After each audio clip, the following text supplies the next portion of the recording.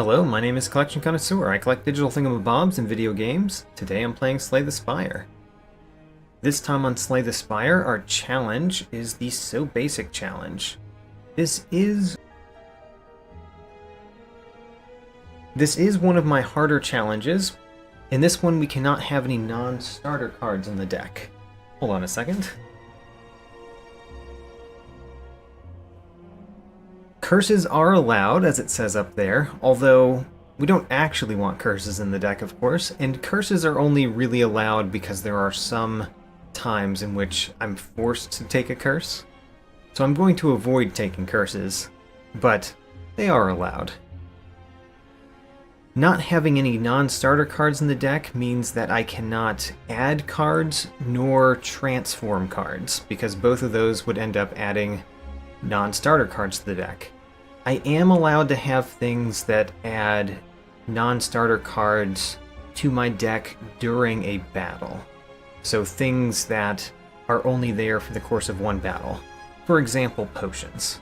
If a potion gives me a card, I'm allowed to use that potion because I haven't added the card to my deck proper, only for that battle. Anyway, let's start with the Defect. Now with the Defect, I have actually won this challenge once before on Ascension 1. So we're trying to beat my personal best, which means going to Ascension 2. I'm only going to Ascension 2 because this is a ridiculous challenge, and even on Ascension 2, I have a low confidence that we're going to win today. So, let's go. And let's try.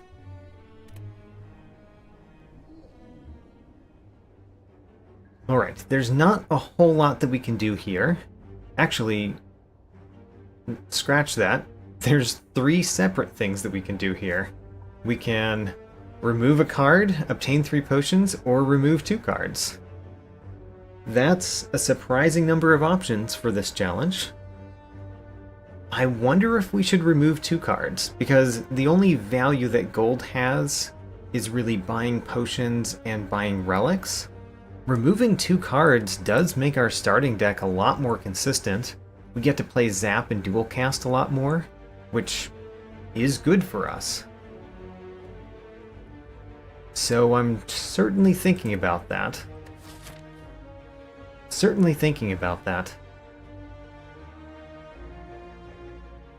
We will be forced to take an elite, by the way. Ooh, this is not a great act layout. I think I'm going to go to this shop whether or not I remove all of my gold. And we're going to face that elite. And that elite probably kills us.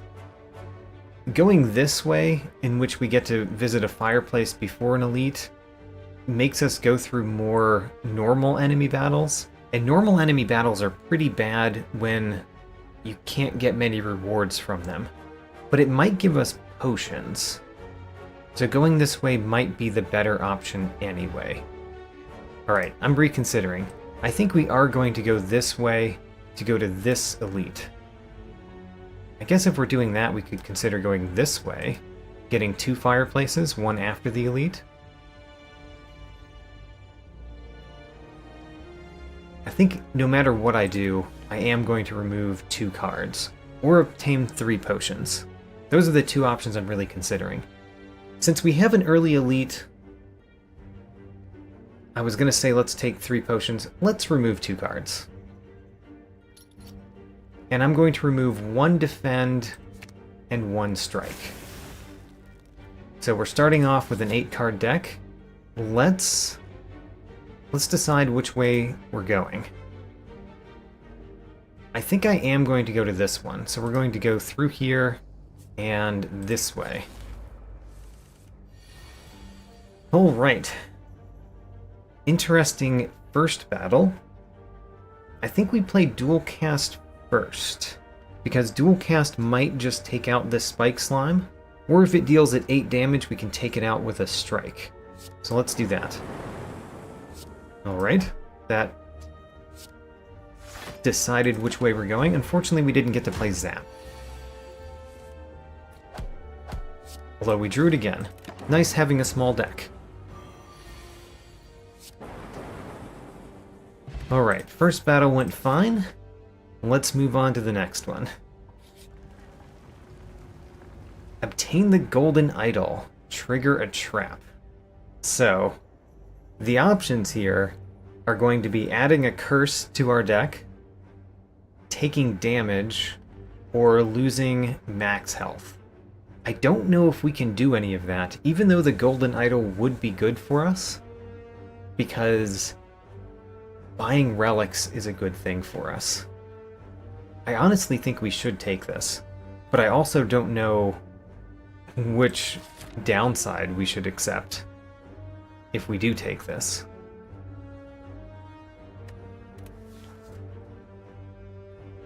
Alright, let's click the take one, and we probably want to do hide, because taking 18 damage might kill us. So let's hide. So we lose 6 max HP.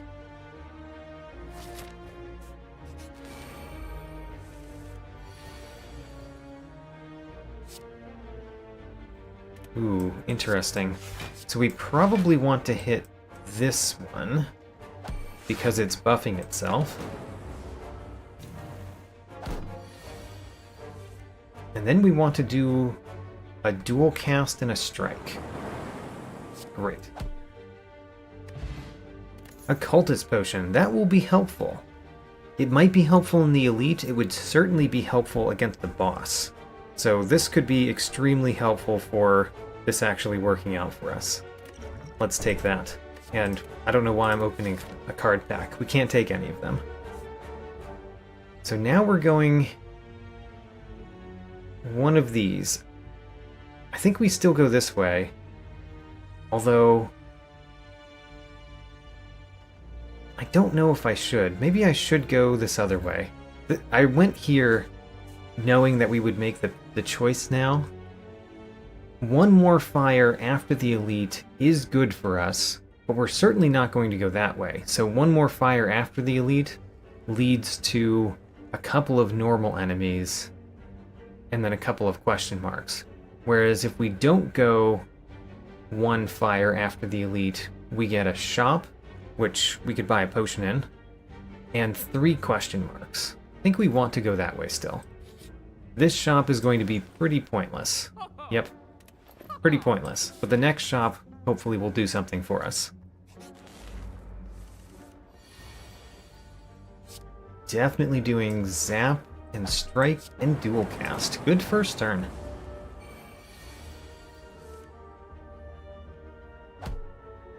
Do we defend? Defend. We're going to play 1 defend, of course.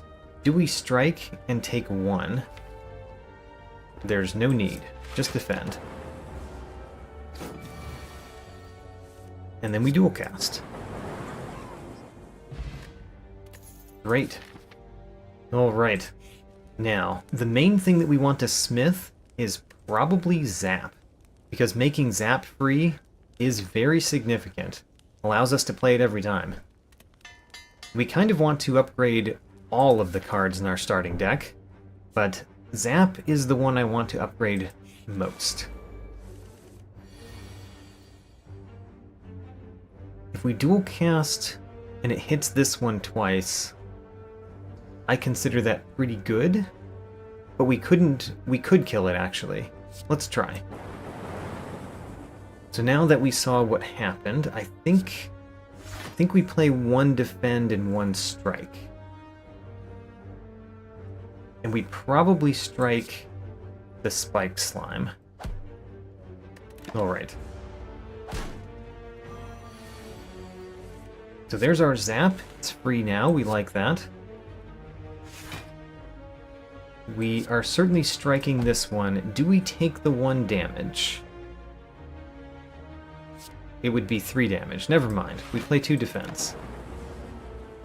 Great. The spike slime is within striking distance, and then dual cast and strike wins this one.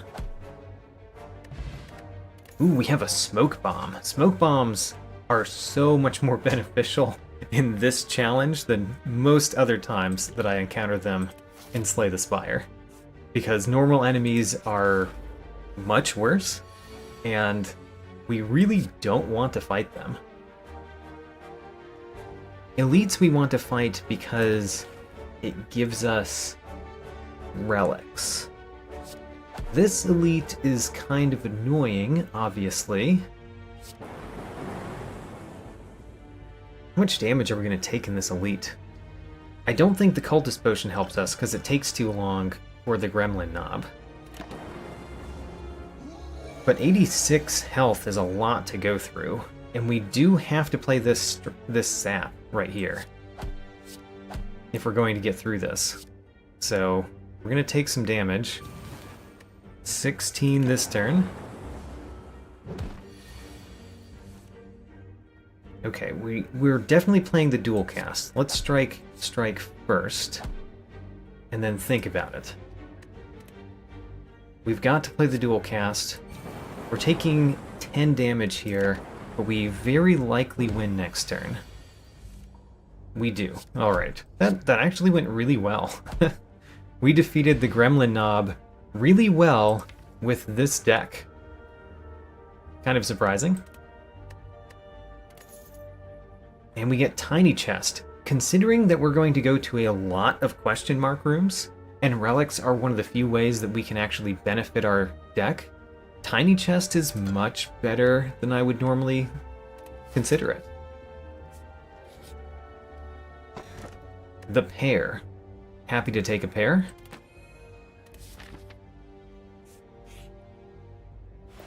Alright, what can we afford? We can't afford a relic, of course. I'm only looking at the potions.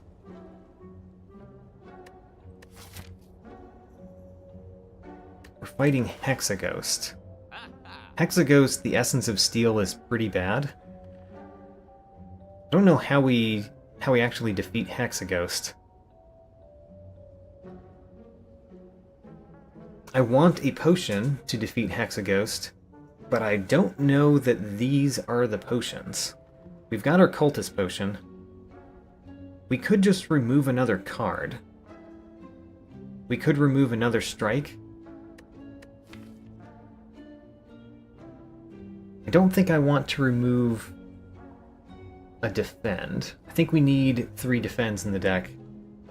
Do we need 3 strikes in the deck? Hard to say.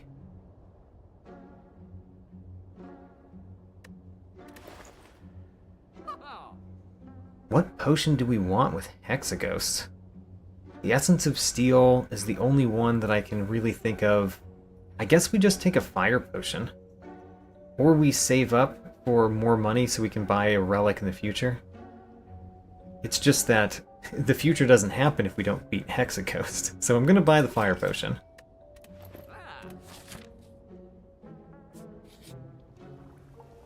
Oh, I would not have bought the potion if I knew we were coming here. Alright. Well, at least this is much better. So Power Potion is going to be much better in Hexaghost. Duplication Potion is pretty decent. And even the Dexterity Potion is good. We can't hold all of those.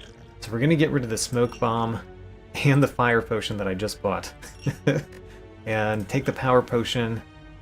Kind of think the Duplication Potion is the one that we want sooner. So let's take that. Leave the Dexterity Potion on the ground.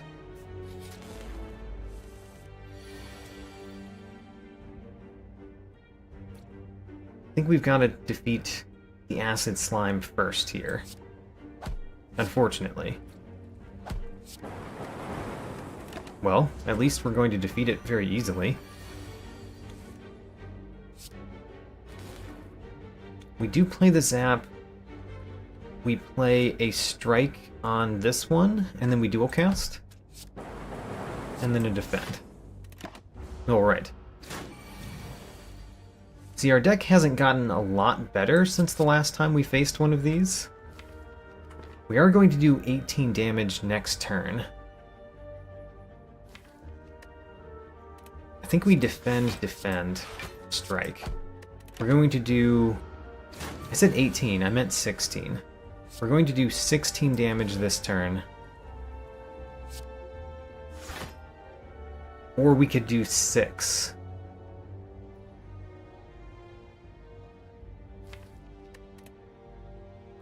Well, we're going to do that 6, of course. We could do 6 more, or we could do 16. If we do the strike, the next time we draw dual cast, we win.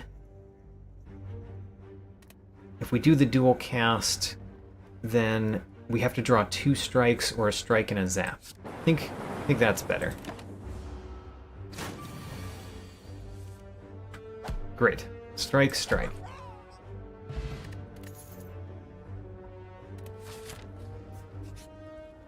We can upgrade a card. Great. Let's upgrade... I think we upgrade a strike. Obviously, we want dual cast to be free, but I think that in order to defeat Hexaghost and other things, we probably want the strikes upgraded first. So let's do that.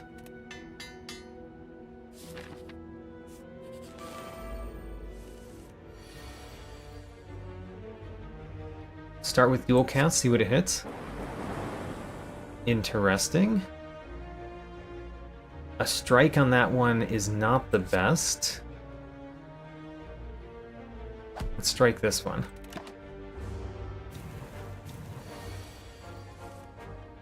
So we've got zap and dual cast. Let's see what the dual cast hits. Or we could strike this one twice and then we guaranteed win. Yes, much better.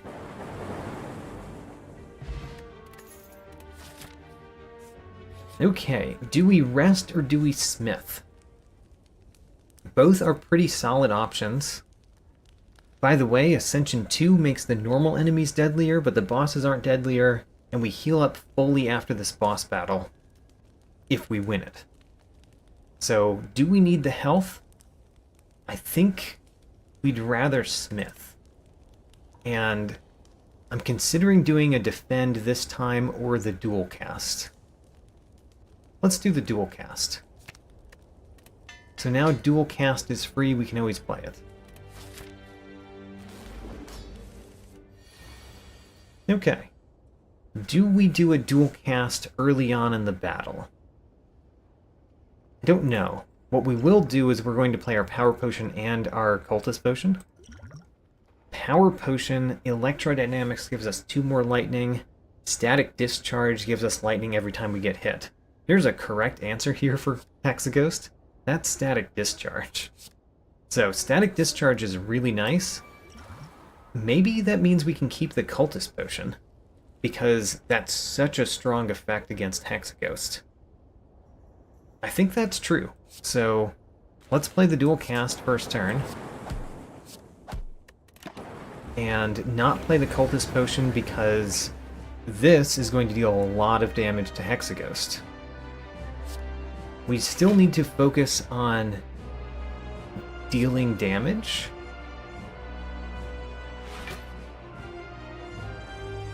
Let's do that much and then do a strike.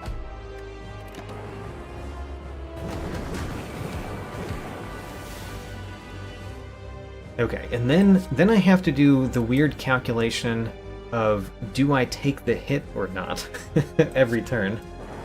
We're definitely going to do a strike and a dual cast, or a zap and a dual cast. I guess we don't make any choices this turn, we play everything. Hello Mike, welcome to the stream. We're actually doing pretty well so far. I have decent confidence that we're going to beat the first boss, which is a big sticking point in the road. Do we take 10 damage?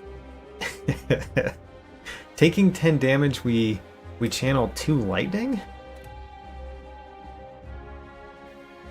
Or we could just not take 10 damage. Let's not take 10 damage.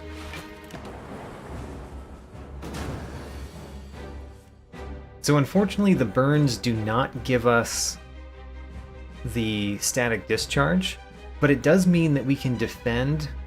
The burn hits the defend, and then we get hit. So even if the defend defended fully, which it doesn't, we would still get the static discharge because the burn removes some of the defense. Either way, I think very soon we turn from blocking as much as we are to attacking all the time.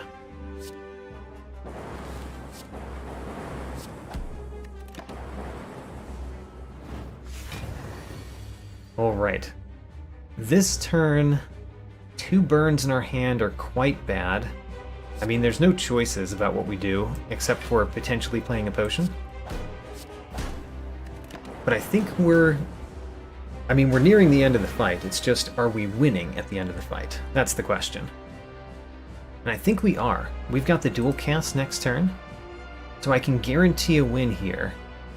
We play a defend, we play 2 strikes, and that guarantees a win. Alright, we beat the first boss. That's pretty good. Alright, so we defeated the first boss on Ascension 2. Here's our deck. It only has starter cards, of course, but we did upgrade 3 of them so far, and we removed 2. So, you know, this is probably almost the best that the deck is going to get. We'll upgrade a couple more of the starter cards, probably, but we might need a lot of the fireplaces to heal going forward. So this might be the best that the deck gets in this run. Let's see how far we can take it.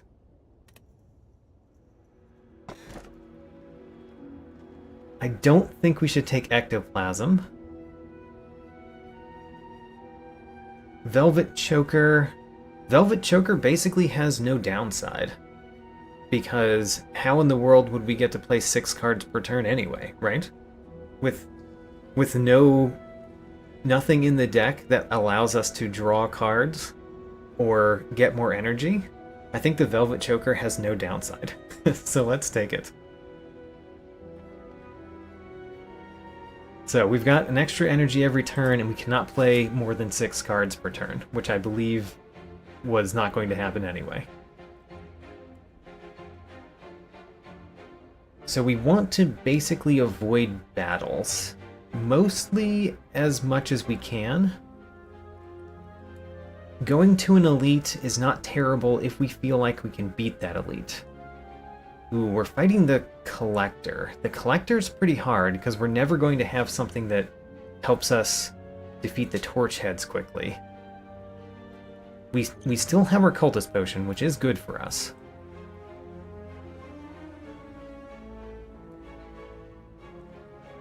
I'm thinking about going to question marks and going to shops. So I kind of see a couple paths. For one, we're definitely going here. After we go there, we could go left, we'd be forced to fight an elite. Or we could go right, and we can skip all of the elites. So here's basically the options.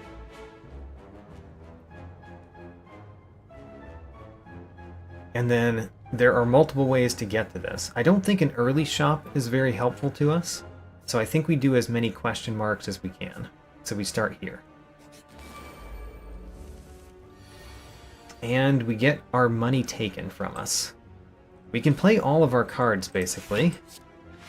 So playing all of our cards every turn is going to be nice. We are going to take a lot of damage.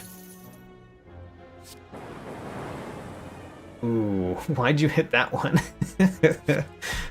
I'm definitely going for this one. Hello, Conrad. Welcome to the stream. The first one's going pretty well so far.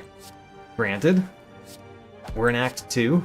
Act 2 is much more dangerous, and our deck has not gotten better. Not by much.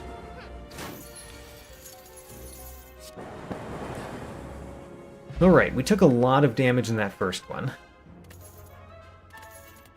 Don't know why I opened that card pack. We can't take them. Here's our tiny chest cashing in. We get Singing Bowl. All right.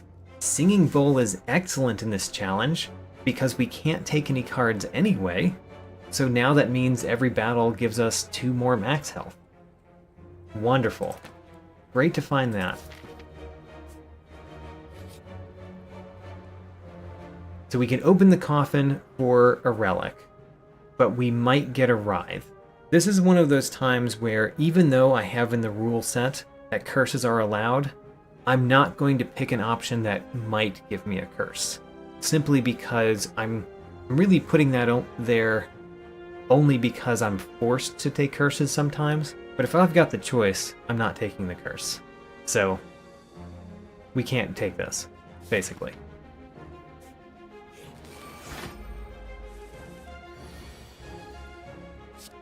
Alright, how does this battle go?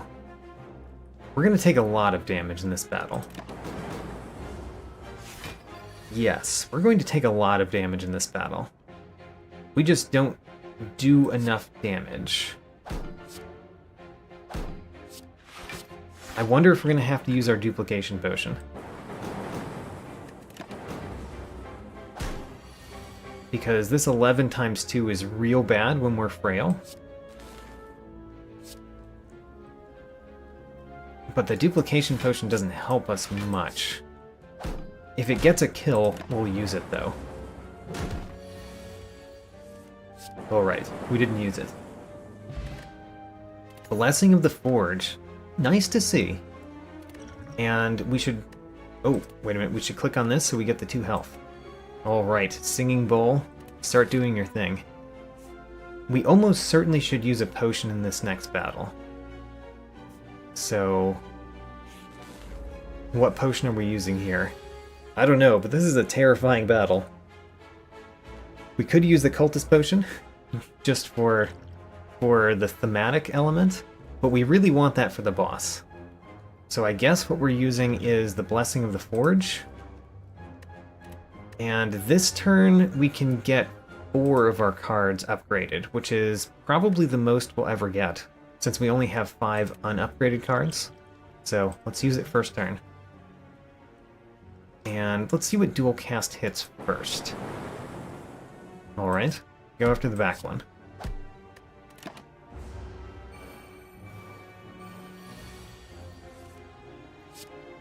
Let's see what dual cast hits. Dual cast, you're doing okay, but not great. Okay, but not great. That's my current evaluation of your progress.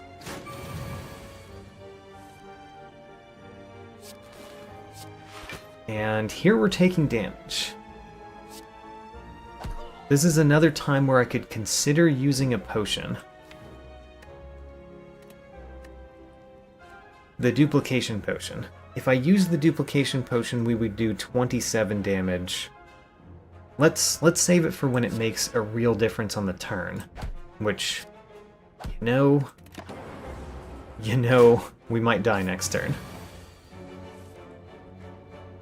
Okay, so here's where we might die.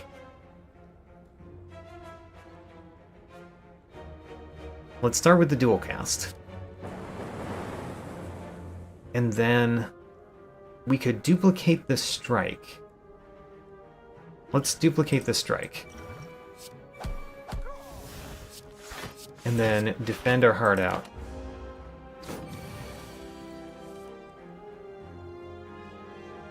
We would have to win this turn, which we barely do enough damage to win this turn. Alright, we survived.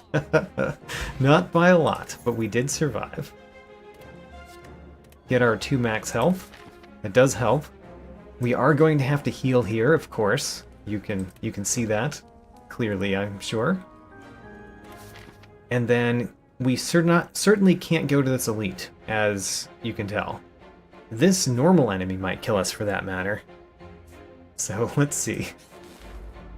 Snecko. Snecko's pretty bad, especially because some of our upgrades have been focused on giving us energy, basically. Our dual cast and zap upgrade made them cost 0, and, well, the zap kept the 0 at least.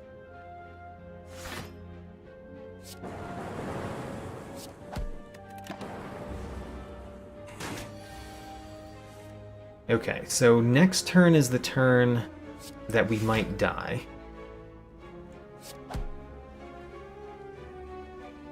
Do we play the defend or the strike? Let's see here. If we get to play the dual cast and the zap next turn, We're doing 3 damage this turn. We would deal 16 with the dual cast, that's 19. 3 with the zap, that's 22. There's no way that we win next turn. Let's defend.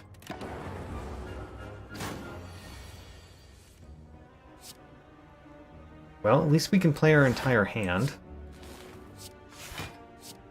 But that's about all we can say, is that we got to play our entire hand. We are, again, very close to death. And we needed to draw dual cast. We did not draw dual cast, which means we die here. Honestly, we got to floor 24. That's not too bad. But there goes the first run. We died on floor 24. Here was our deck. We removed 1 strike and 1 defend, and we upgraded Zap Dual Cast Strike. We could have gotten a little bit better with our relics. We were primed to go to a shop, by the way. Our next node was a shop where we could have spent our money to buy a relic. So I was really depending on that shop and the chest and then the next fire to really make it through this act. But here we went, floor 24. So let's try again. Mike asks, which character do I think is best for the challenge? You know, this is a really hard one to answer that question. I think the Watcher is still the best character for this challenge, because I think the Watcher's starting deck is the strongest. However, it might be the Ironclad just because of the Ironclad's starting relic, the Burning Blood. The Burning Blood might be the thing that really changes things to make one character better than the other. I think the Silent is pretty poor, because the Ring of the Snake is not going to help you much with your starting deck, and your starting deck has more strikes and defends than any other class. So I'm not sure which one's the best, but I lean towards either the Ironclad or the Watcher. However, the only one that I've won this challenge in is the Defect. The Defect won this challenge on Ascension 1, which is why we're on Ascension 2. We're trying to beat our personal best. So the Defect has done the best so far in my runs. Anyway, let's go to the Watcher.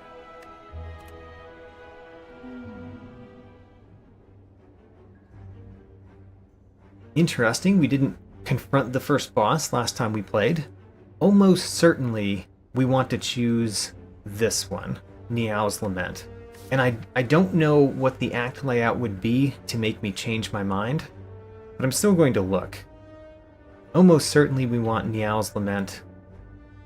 And I see a very good act layout for this challenge. Remember, normal enemies are pretty bad for us, so look at this path. This path fights almost no normal enemies. Unless we get unlucky on the question marks.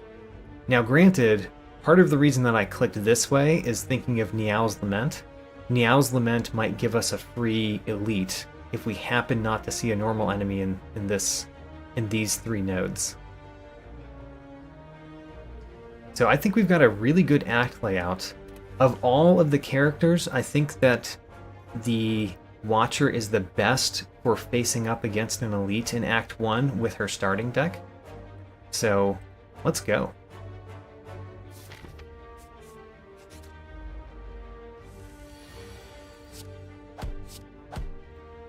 Now, we still don't get to the card. We do get a Swift Potion. Swift Potion is not great in this challenge, but it's much better with the Watcher, because sometimes you really need to exit or enter Wrath, and Swift Potion can help with that. Okay, so like I said before, I'm not going to voluntarily take a curse, even though curses are allowed, which means we're going to upgrade a card. Now, like most Watcher runs, I think Eruption is one of the best things to upgrade first.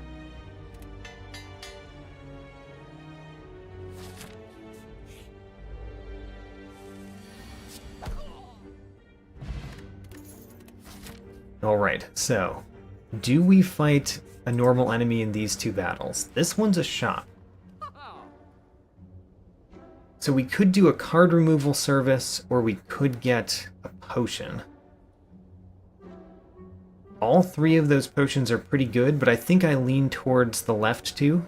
Either the Fear Potion to apply Vulnerable, or the Flex Potion to apply Strength.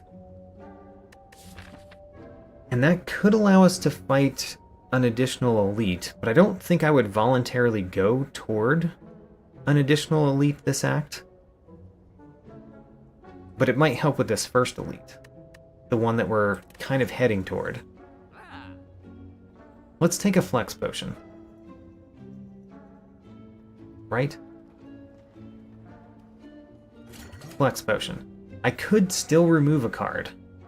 I think I will. I'm going to remove a Defend.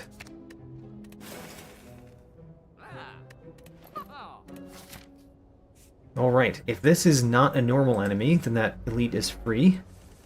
We did not get lucky, so the elite will not be free. We'll have to defeat it on normal terms. Now, granted, we could use our Flex Potion this turn and do Eruption Strike Strike.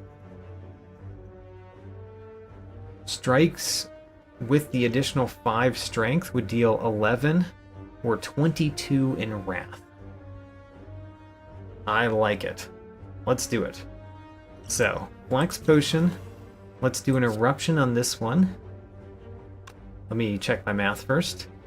We're doing 22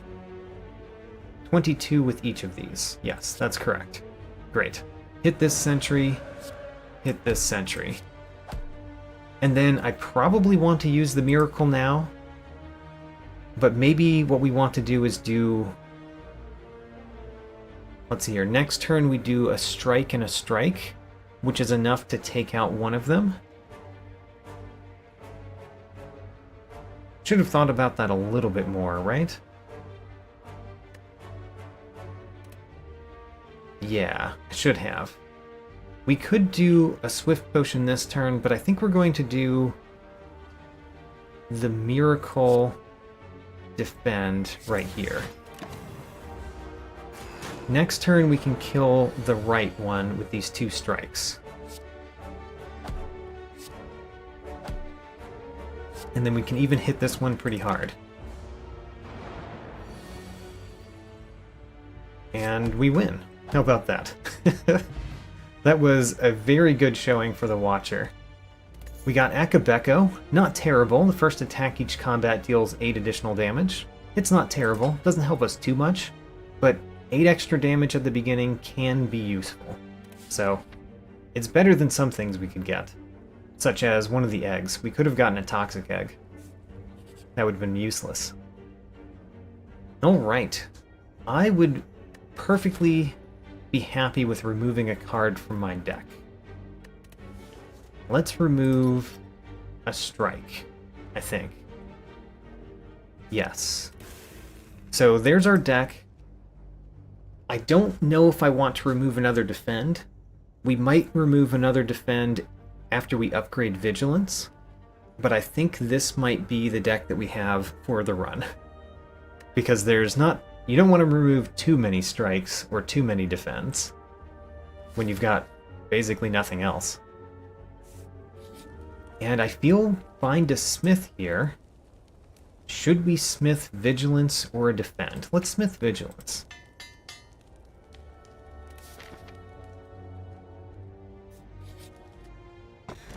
A Strawberry. Not the most significant, but fine. I'll take it.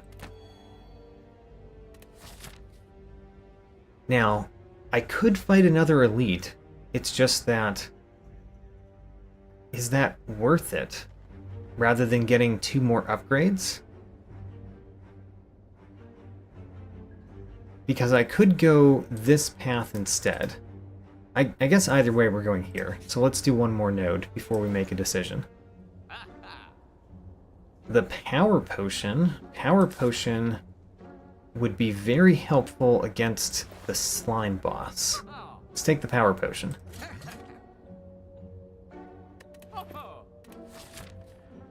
Okay, do we go against an elite? Especially since that second shop there is not going to be helpful? Or do we go an extra fire? It's really, do we go to a fire and an empty node, or do we go to an elite and a normal enemy? Kind of want to go elite. Let's go elite. Okay, so vigilance first.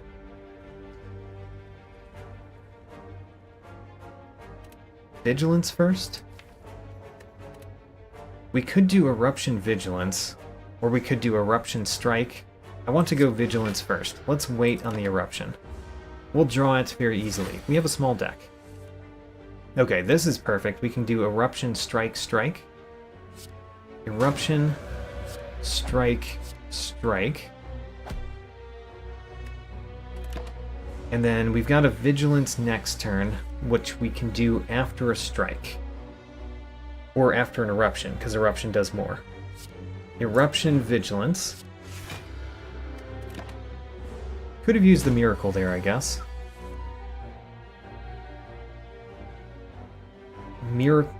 Vigilance defend this turn, I think. And then unfortunately we're drawing 2 defends next turn. Still think we're fine. So eruption, strike, strike. Here's a time where it might be good to do the swift potion. But I guess it's probably equally as good next turn. Yeah, let's wait. Let's wait on it. Okay, so we did not draw what we needed, which means let's use the Swift Potion. Swift Potion gets me another strike, so we win. And we get a Lantern. It's not terrible. It's not that helpful, but it's not terrible. We'll take it. Still looking for something that really changes the run. What we've gotten so far, the Akabeko, the Strawberry, and Lantern, are all helpful, but they're not amazingly helpful. Maybe we'll find it here. We did not. We found something that basically does nothing. The Darkstone Periap.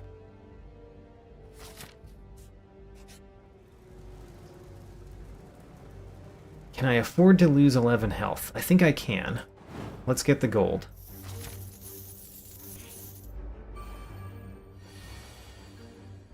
More difficult fight. Man, I almost want to hit the right one. I am going to use Defend, Defend. Do I hit the right one? Or do I hit the left one? The Red Slaver or the Spike Slime? Because the Spike Slime is bad, but the Red Slaver can also be really bad. Let's hit the Red Slaver.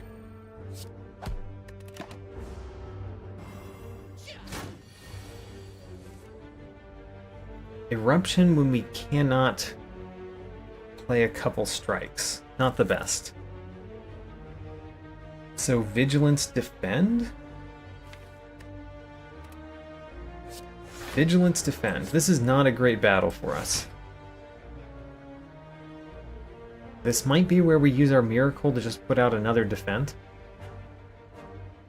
But let's save it.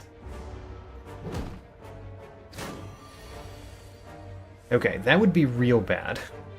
And it looks like we can't get around it. So let's hit him a couple times. So this is going to prevent me from playing attacks next turn. So we're taking a lot of damage. Here's a Vigilance, a Defend. I think this is where we use the Miracle Defend. Take another 9.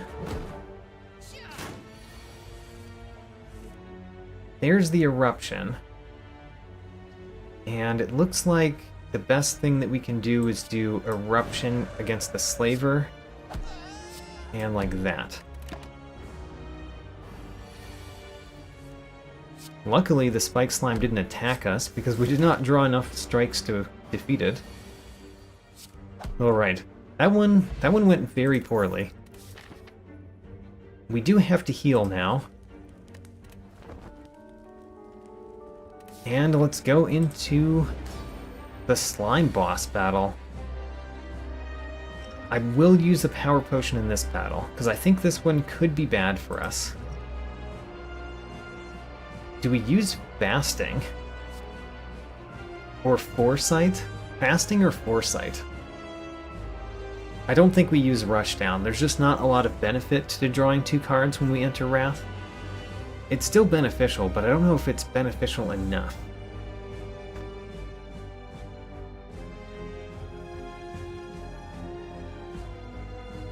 Fasting or foresight? I think I'm going to choose foresight. Alright, the first turn is at least easy. We do eruption, strike, strike.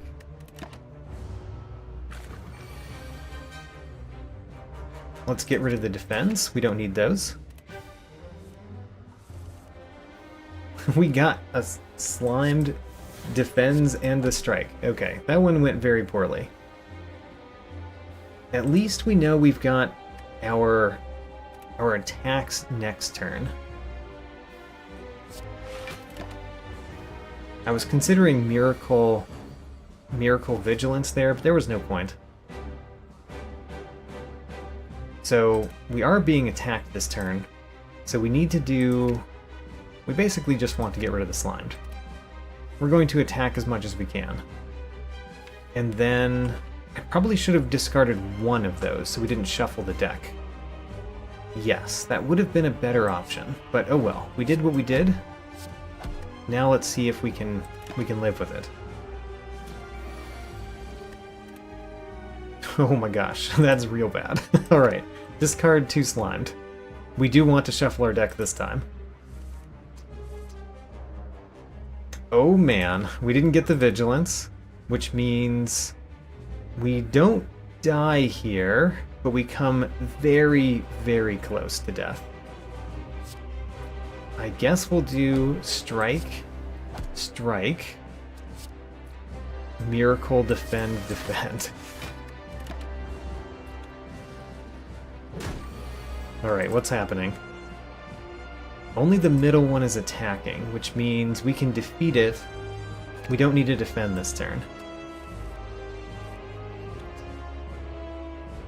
It would have been nice to play that vigilance, though. Maybe we'll get around to it.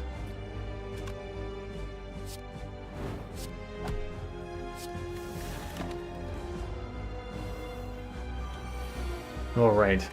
We're probably going to have to discard everything but attacks again, because we can't defend enough when we're in Wrath. So this one, we're going to take the 20, which means we do Eruption, Strike, Strike over here, so that we split this one. Take the 20, we're at 2. Alright, I'll keep discarding defense. We don't need defense. We can just take the hits. Apparently. Apparently that's what we're doing.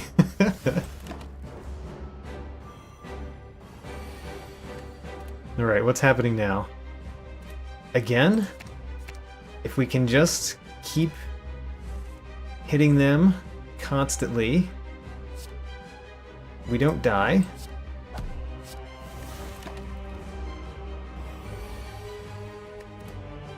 Alright, well, let's see if we win. We do win. Alright. We beat the first boss. Great, we beat the first boss. This is our deck so far. We've removed a strike and a defend, and we've upgraded Eruption and Vigilance. Otherwise, no change from the starting deck. We barely defeated Slime Boss. Let's hope that we can get a really nice relic. So we cannot take Pandora's Box. Pandora's Box would transform our cards into non-starter cards. So that would ruin the run, basically. We can take Astrolabe. No, wait a minute. I was thinking of the one that removes cards. We cannot take Astrolabe, same reason we can't take Pandora's Box. It would transform them into cards that are not starter cards. So we only have one choice here, the Velvet Choker, which, to be fair, is a really good choice. When are we ever going to be able to play 6 cards per turn? With only a starting deck, right? So it almost has no downside, and it gives us extra energy every turn. It's pretty good for the challenge.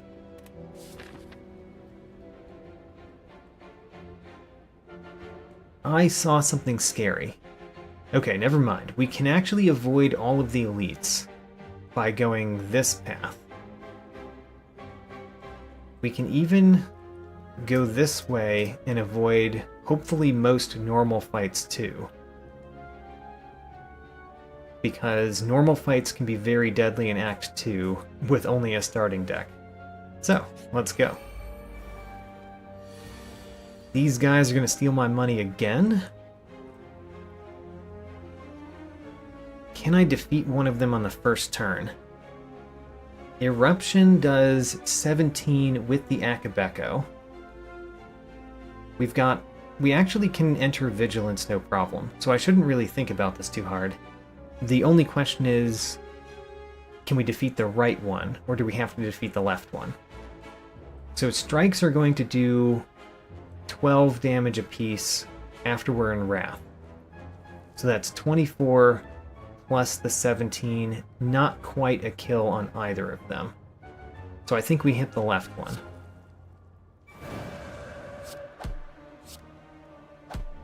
And then we can play the Vigilance, and might as well do Miracle Defend. Can't think of another time where it's going to matter. And we did go up to 6 cards exactly.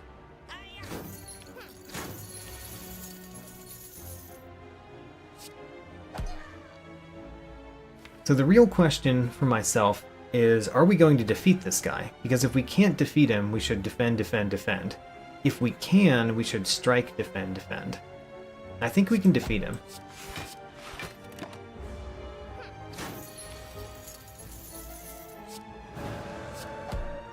No need to go into Calm. And we do win. Great. So we get our money back.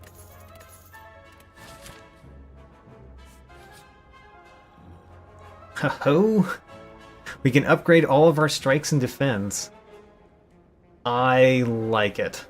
That upgrades 6 cards, and basically makes it so that our deck is as good as it's going to get. Here it is. 3 upgraded strikes, 3 upgraded defends, an eruption upgraded, and a vigilance upgraded. Entirely upgraded deck. So the only thing that we're missing is relics that help us. That's what we're missing. Relics that help us.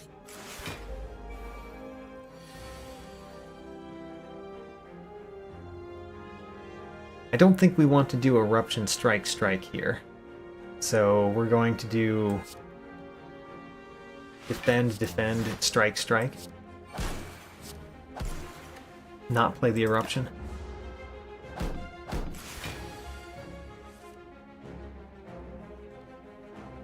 So we can do Vigilance and Defend. That defends most of it.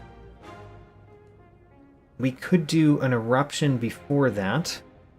Eruption, Strike. Eruption, Strike, Vigilance, Miracle, Defend. I like that. Eruption, Strike, Miracle, Vigilance, Defend.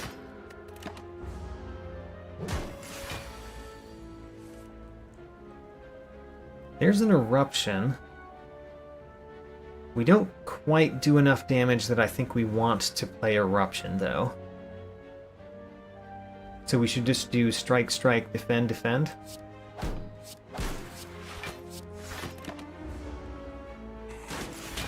Even the normal enemies kind of feel like boss enemies. Alright, now we can do Eruption, no problem. Eruption, Strike, Strike, win.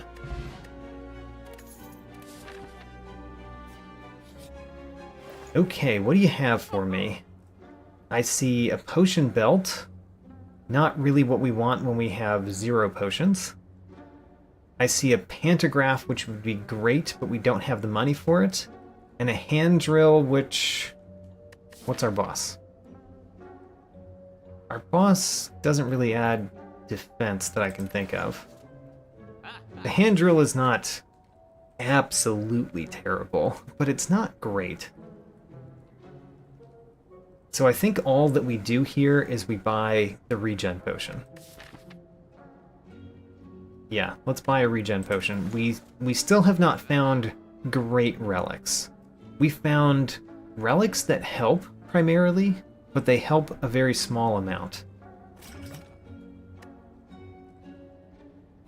I'm still thinking about that potion belt, because in theory, the way that we win at the end is we have lots of potions, but I don't know how we're going to get those lots of potions, so let's skip it.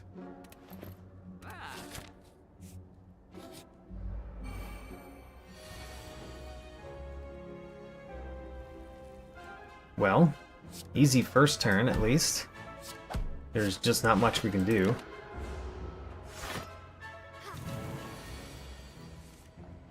We've got Vigilance, so we can feel free to do Eruption.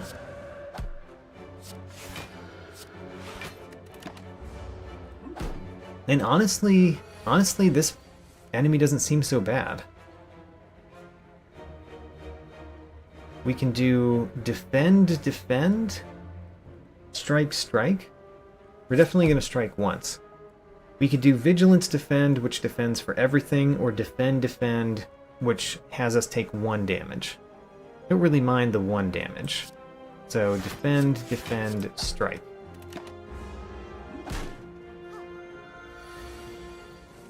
Alright, now we go into Eruption. We've got Vigilance next turn, they're not attacking us. The strikes do 18 damage while we're in Eruption, which is unfortunately not enough to kill the Centurion. So we've got to do the Eruption and both strikes here.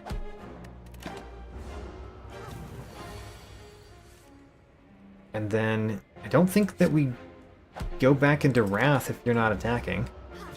Or go back into Calm, I mean. Alright, great. Actually was an easy battle, surprisingly. I'm definitely not going to an Elite. There's not much we can do with this, except rest. Get back 6 health or something? Surprised that that was the best we could do at a rest spot right now? Okay, so the Orrery is worthless. The Unceasing Top is pretty bad with Velvet Choker and our starting deck. The Bag of Marbles is pretty good. It goes along with Akabeko. Akabeko adds more damage. The Bag of Marbles makes that damage even bigger. So let's take the Bag of Marbles. That means that we did not take a potion, but I'm okay with that. And I want to go to as few normal enemies as possible because they just don't give me much. So let's keep going the path I laid out. So we could strike you to death immediately. Seems good. Seems good. We can't quite hit you enough to actually do anything. But there's also no reason not to hit you. I don't know.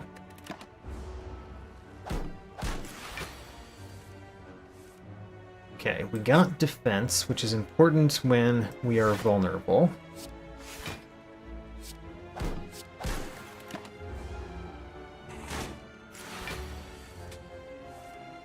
$21 damage is unfortunately a little bit much. We can do Vigilance Defend for 20. And then the question is, do we do a Strike, a Miracle Strike?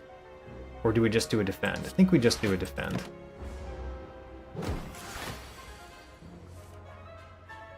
Huh.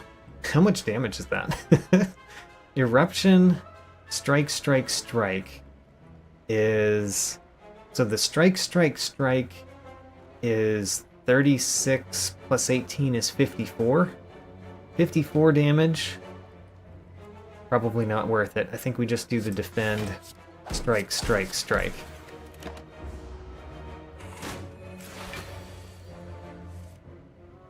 No reason to play the Strike, so let's defend our heart out.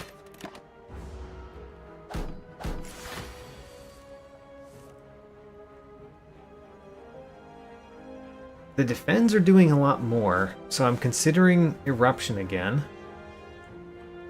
If we do Eruption, we're going to take 8 damage. Don't think that's worth it. I really need the Eruption and the Vigilance to be in the same hand, so we can feel free to go into Wrath. But they keep being in different hands, so we're kind of very slowly whittling away.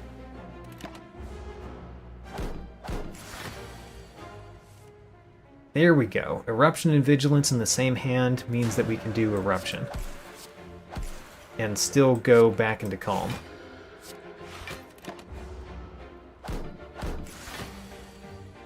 And we win. Great.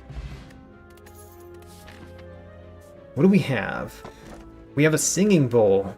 All right, we got this last time too, but let me explain it for people that are new. This is wonderful in this challenge, because since we can't take cards, we can't take any card rewards, you will always use the Singing Bowl.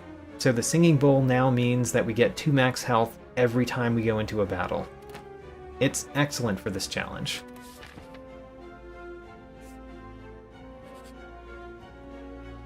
Alright, again, nothing to do here. I'm not going to take a curse voluntarily. And all we can do here really is rest for 8 health. Very surprised how often we're resting for very little amounts of health. Oh man, here we definitely have to be in Eruption almost the whole time. And they're all 50 health. It's very odd that they're all the same health. So, Wrath the whole time, probably. Well, we could go into Vigilance this turn, which means we take no damage this turn. I like that.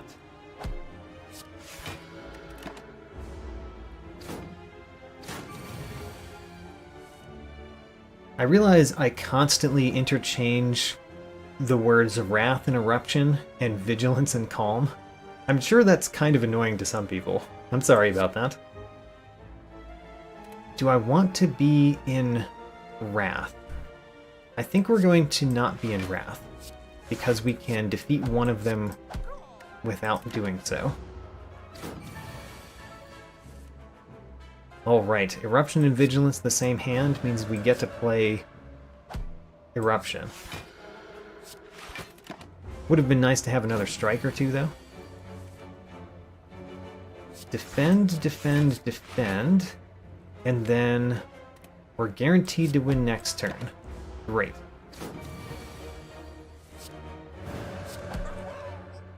Alright, took no damage. And we got an Explosive Potion. And we got 2 max health. Woo.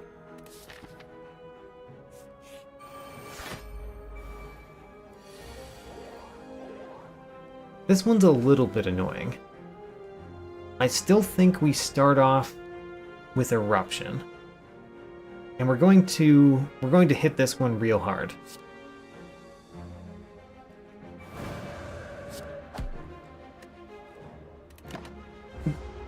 Yeah, I think Conrad is right.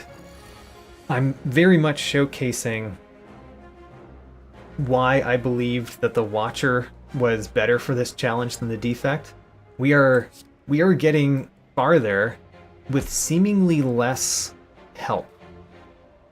And that's because our deck is stronger. Now granted, we did get the upgrade to all of our cards, which is pretty significant, honestly. But still, seems like we're doing a lot better. So you're attacking me for 11, which means Vigilance is enough on its own. Let's do a strike Miracle Vigilance then.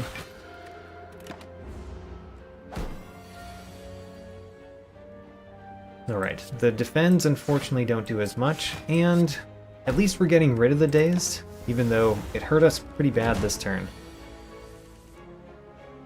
Okay, we can feel free to do Eruption because we drew Vigilance as well.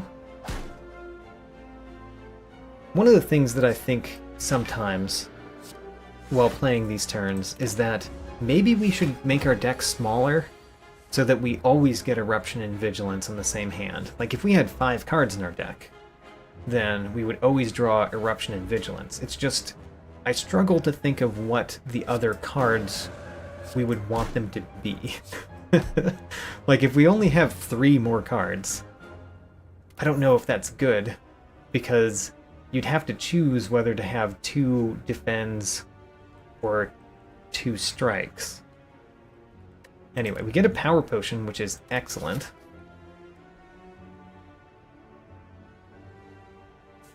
Hello, Gale. Welcome.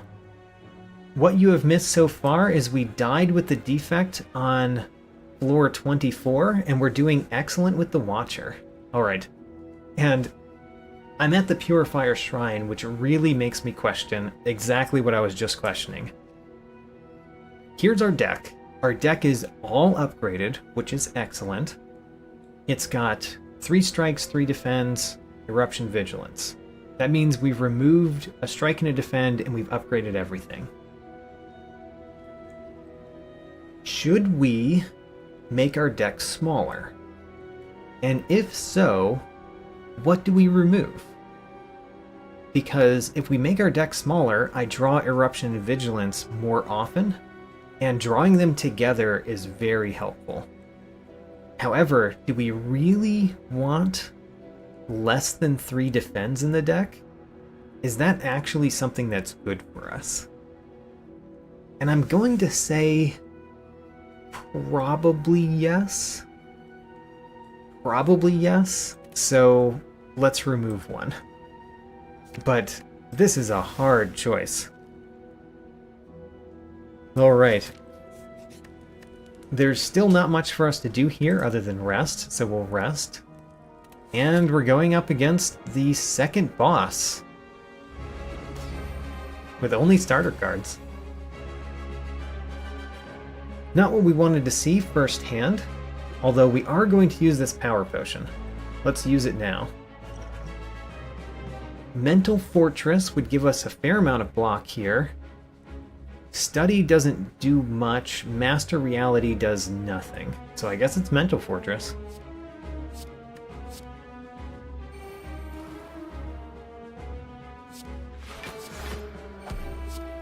Conrad thinks a 5-card deck is better. Alright. Well, I'm still thinking about it, but I like the opinion.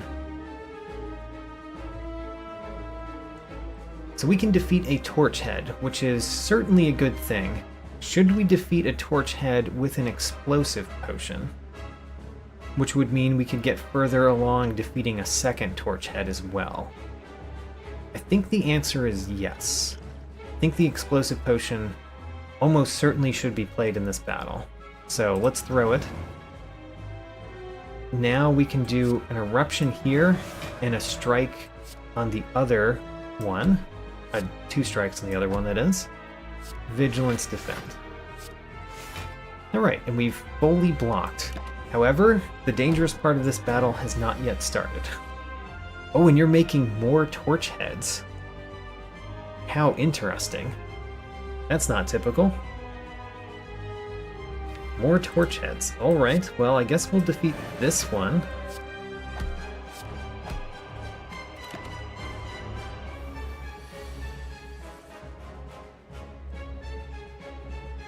So Conrad is thinking about how we could go infinite with this deck, and I can answer that right now. We cannot go infinite. For the simple fact that we've got Velvet Choker, there's no way.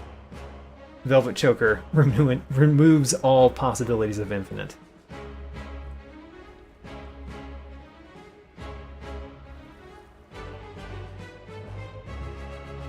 We can only defeat one of the Torch Heads, which means we probably want to go into Vigilance.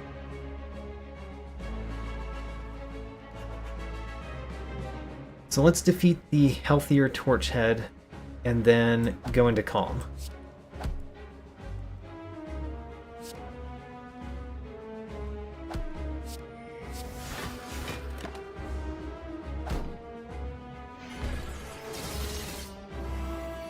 Alright, here's the dangerous part of this. You're putting out even more Torch Heads?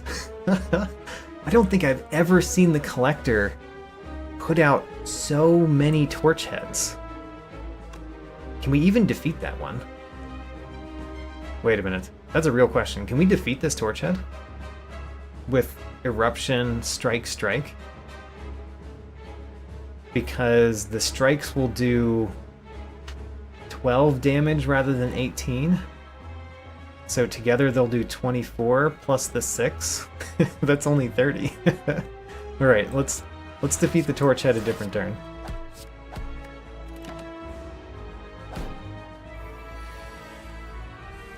Oh, Austerity points out something that just happened, that the max number of Torchheads is 2. I actually did not know that. I thought there was a possibility for 3. But as I said, I've never seen this many Torchheads before, so I did not know that, and I made a mistake in where I dealt damage that one turn. Should probably use this Defend. Yeah, let's use it. We've only got 2 more turns where this battle is absolutely awful. And then it gets easier. However, these 2 turns could kill us. As we can see, the problems are rising. I can't even defeat this Torchhead, right? I can't defeat it again. We do 13, which is not enough. But we do get more block by switching stances because we've got Mental Fortress from our Power Potion.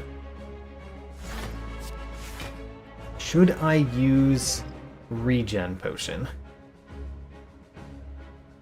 I think I'm gonna hold off, but holding off might be a reason that it kills me.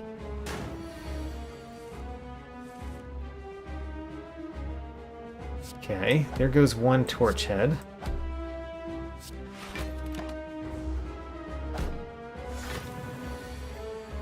He's putting out more Torchheads again. Alright, well, you know, let's hit this Torchhead real hard so that he's easier to defeat. And honestly, let's use the Regen Potion. I'm sad to use it, but I think maybe we should.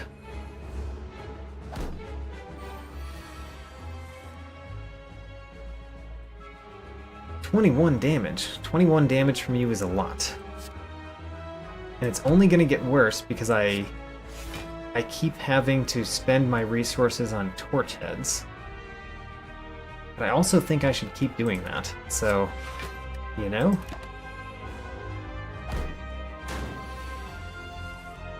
You're putting out even another one. Wow. Well, I've never seen this boss put out so many minions. I guess we should hit this Torchhead hard again.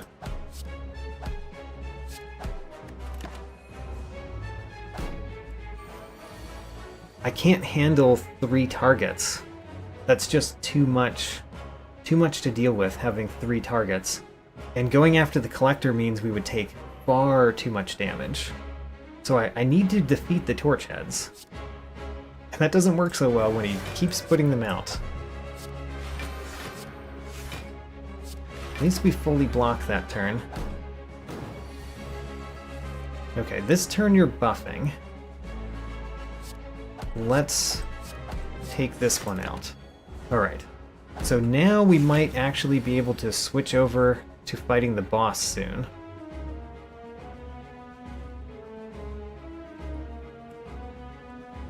I guess we don't go into Wrath. Actually, we could go into Wrath, because we would gain 4 from Mental Fortress, so sure. Let's go into Wrath, hit the Collector hard this turn.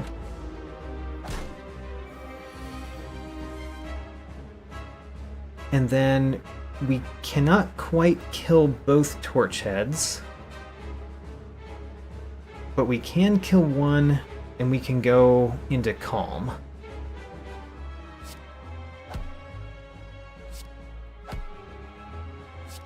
Alright.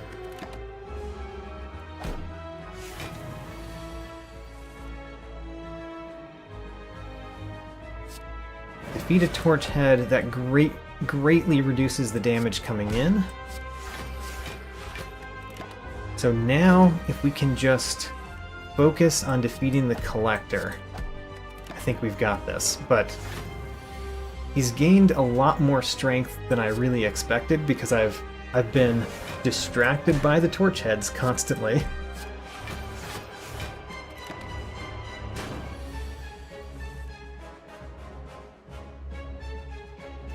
Really want my Eruption and Vigilance a little bit more, but you know, I'll take the fact that I'm putting damage on as a positive sign. Ooh, this is a nice hand. I mean, we're going to take damage this turn, but we're also going to deal a lot of damage. And I think that's good. Alright.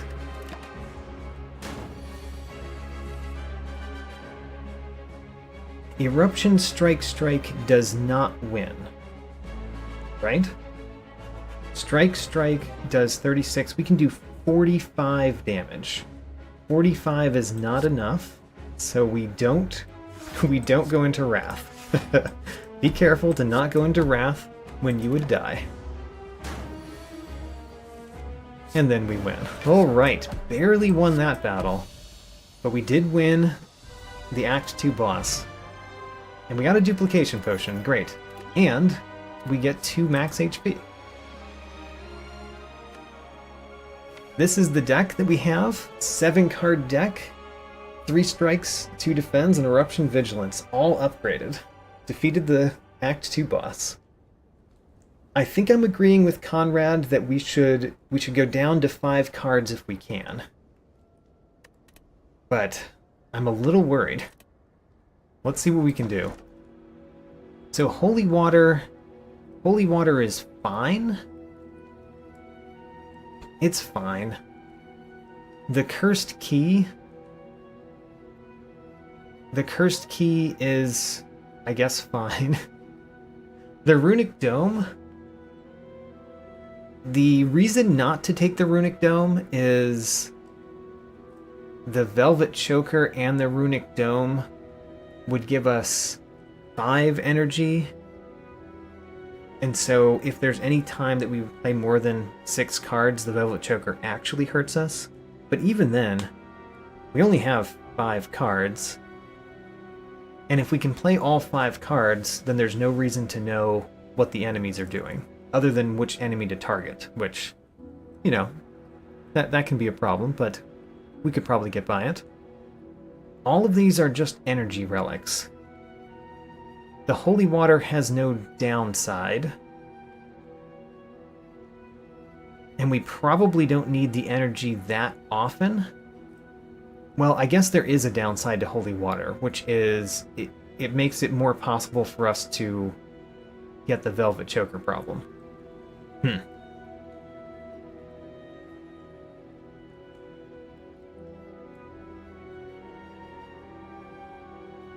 Gale points out that even more energy doesn't feel particularly valuable. I certainly agree.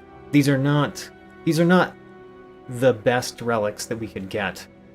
There's not many boss relics that are just wonderful in this one, though. The only one I can think of that's really helpful is Sacred Bark, which we haven't seen.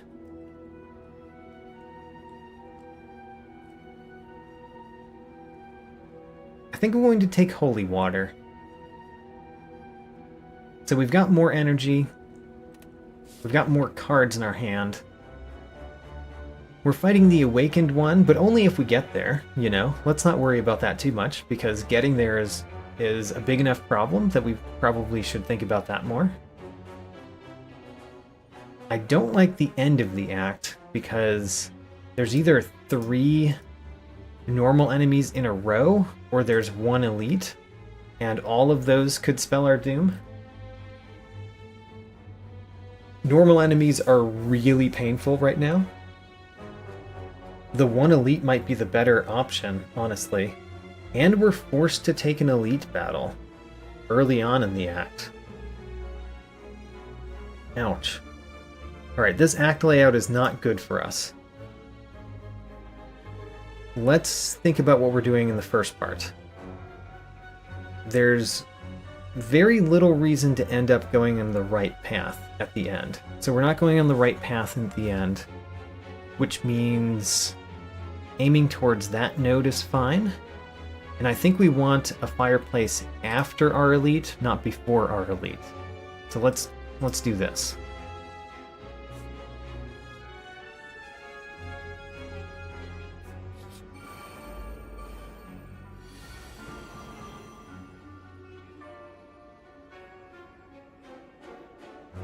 Okay, what do we do here?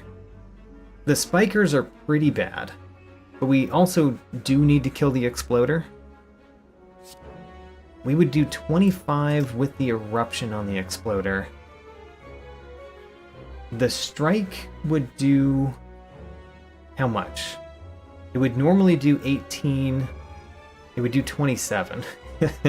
We have to spend 2 of something on the exploder.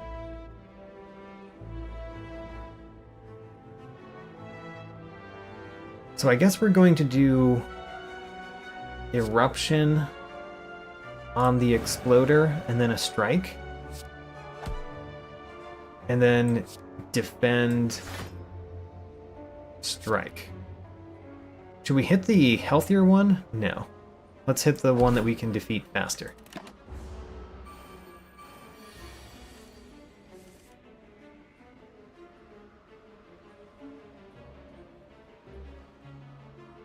Is Giant Head possible to win without a potion? I don't think so.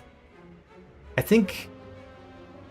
don't know that it's very likely to defeat any of the Act 3 elites without a potion. I think we're going to depend on a potion for those. I played my Vigilance before I played my Strikes. That was foolish.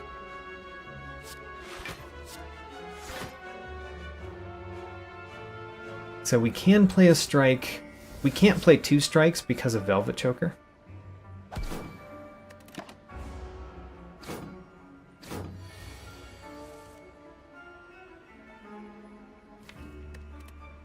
Well, the only block that we have is Vigilance. Alright, fine. We'll play Vigilance. Vigilance before Eruption. In order to not take 6 damage.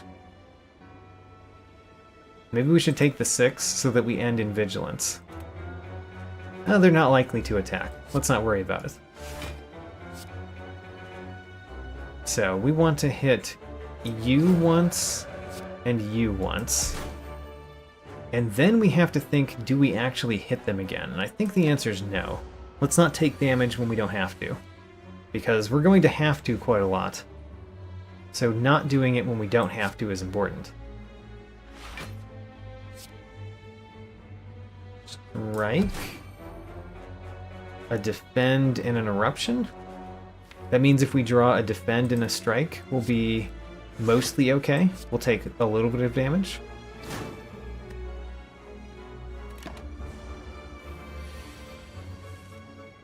So defend, defend, strike wins. We took no damage. Great.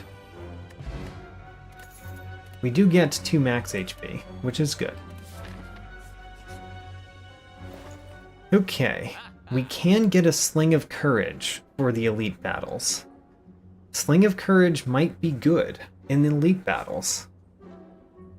And we are in a situation where we might fight 2 elite battles in this act. So maybe we should take the Sling of Courage. It does mean we can't buy a potion here, but honestly, of the potions that we could buy, I don't think these are the ones we want. So, since we don't want these potions very much, and Sling of Courage is helpful, let's take the Sling of Courage.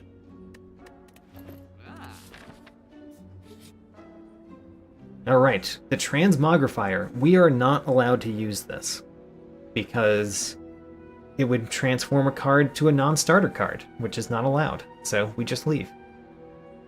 Still much better than encountering a normal enemy. Like this one. This is worse for us, I think. Oh, I think that we're going to have value for campfires, because we have to heal. We're going to have to heal a lot in campfires, I think. we can play all of our cards because we can do 1, 2, 3, 4, 5, 6. Yes. We could do all cards except for 2 miracles, and we'd have the energy for that. So, Eruption first. The strikes will do 27 a pop, so 2 strikes kill that right Darkling. So let's hit this one as well. And then strike, strike, you're dead. And then a strike and a vigilance.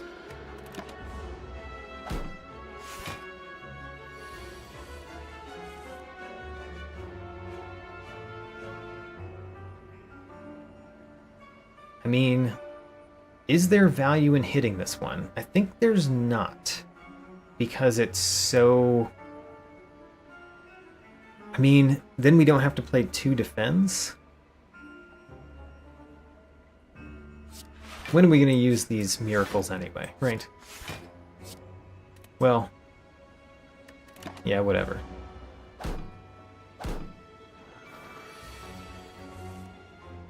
There's the Eruption. Eruption can hit you. And then we can strike, strike, and then play Vigilance.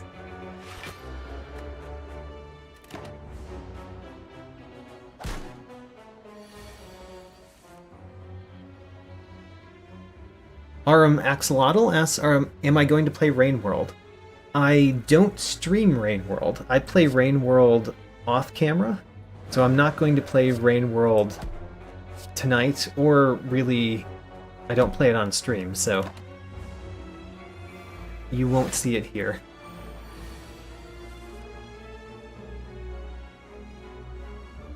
Can we defeat both of those? We cannot defeat both of them, which probably means we should attack the middle one. So the middle one gets hit, the middle one gets hit again.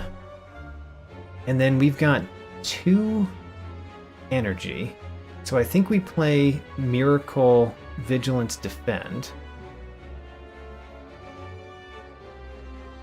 Actually, we should do Eruption, Miracle, Vigilance. Yes, much better. Eruption, Miracle, Vigilance. I need to actually defeat these to the point that they stay dead, which has been pretty hard, but at least this turn we got what we needed to actually win this battle. And we get 2 more max HP. Huzzah. I did not take any damage that battle, which is honestly a surprise. This one seems terrible. Let's think about it before we say no. The next battle that I would have after this one is an elite battle. So we leave. We do not fight 2 of those enemies, because we might die, and even if we didn't die, the elite might kill us. I guess we could have gone this way, but I think it was still the correct answer. Okay, and like everyone feared, we are fighting Giant Head. And this is very bad for us. I am going to play Eruption first turn, because even though we're going to take damage this turn from that, it's still definitely worth it. So, defend first. Should I even play a Miracle this turn, so we do as much damage as we possibly can? Honestly, the Duplication Potion is better than a Miracle. Yeah, Duplication Potion is better than a Miracle. So let's do Eruption, Strike, Strike, and then duplicate this Strike. That uses all 6 of our possible energy, or possible card plays.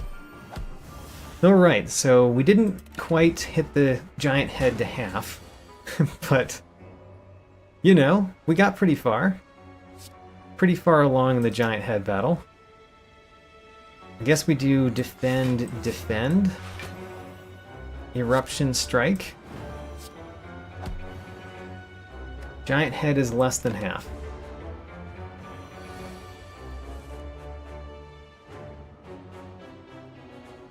I think this is where we play the miracles. And the only reason to play... So we play a defend. We play a miracle. We're playing the miracle to up the slow value, by the way. So we up the slow value before we play our attacks. We're weakened this turn, unfortunately. So we're not dealing as much damage. And it looks like we're going to win this battle, but we're going to take damage, because we're definitely taking damage this turn.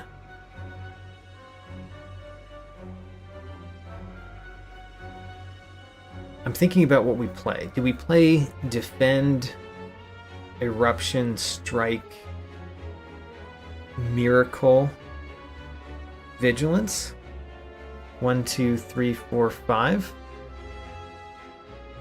I think we do. Let's play the Miracle first. Miracle,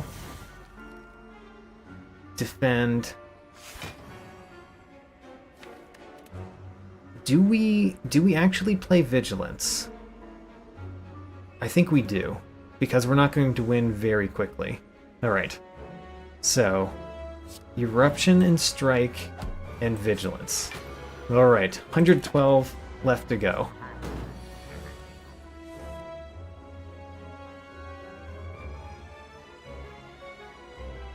The strikes just don't do much anymore.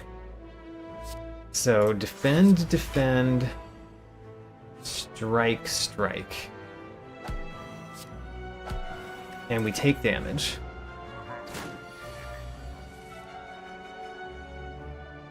Definitely play Eruption.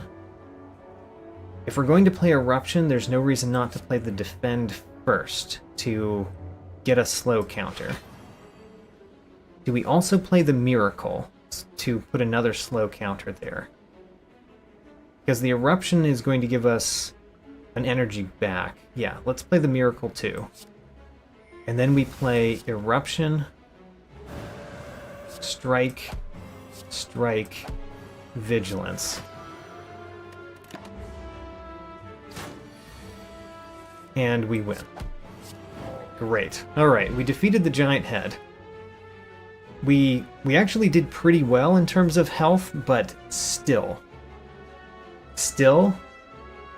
that battle could have gone 2 turns longer if we didn't have the Sling of Courage and if I didn't play with the slow value as much, and 2 turns longer might have killed us.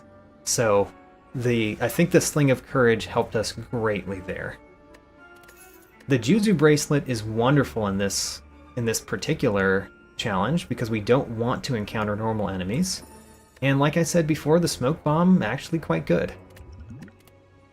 The Smoke Bomb might be how we get past that later elite battle. Alright. And let's rest here, of course.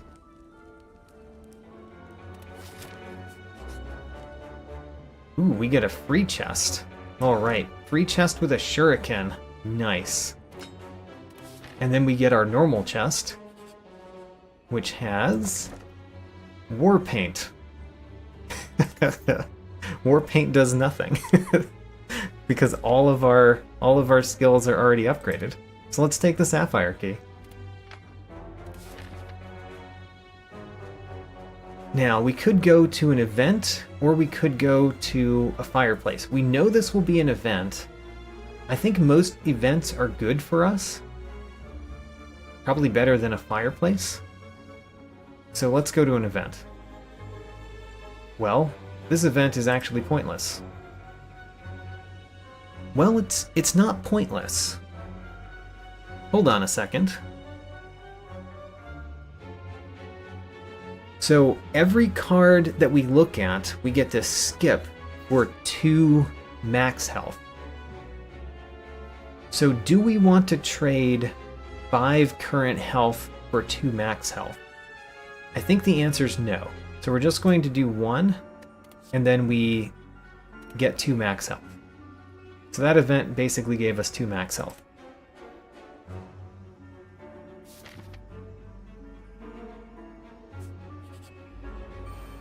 The Spire growth.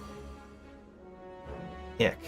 Because we really want to defeat this one fast, and we don't get to. The Shuriken's already putting in some help, though.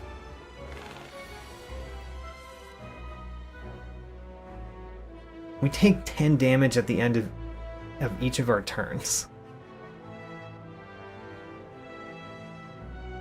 I don't think we can play Eruption here. If we drew Vigilance, we could have. But I don't think we can play Eruption here, so we've got to do Defend, Defend, take 12, and do Strike, Strike. Gale asked, wouldn't I only lose 1 HP if I spent the 5? Technically true, but I could spend 0 HP and still go up 2. So I would have to spend 5 HP in order to get to 4, which is 2 more. So basically, the top option was you gain 2.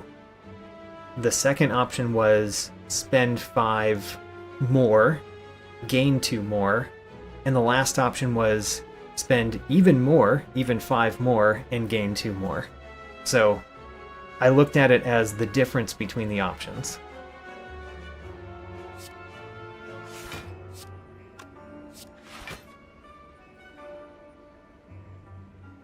We're going to spend a miracle here, but we can't spend 2 miracles, otherwise we don't get to play the last strike.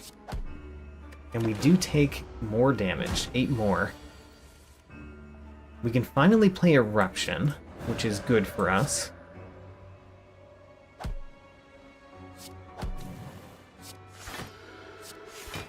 And we're taking another 15 damage.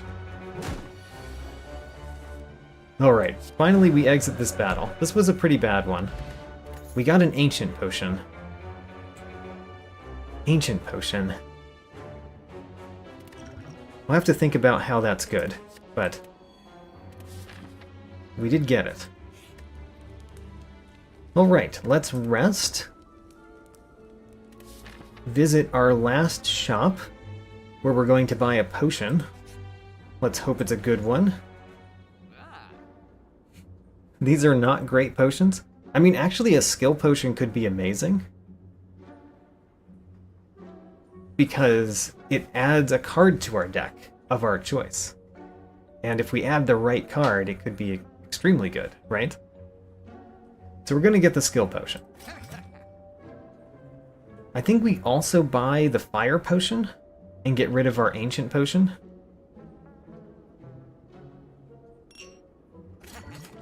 And that's what the shop does for us.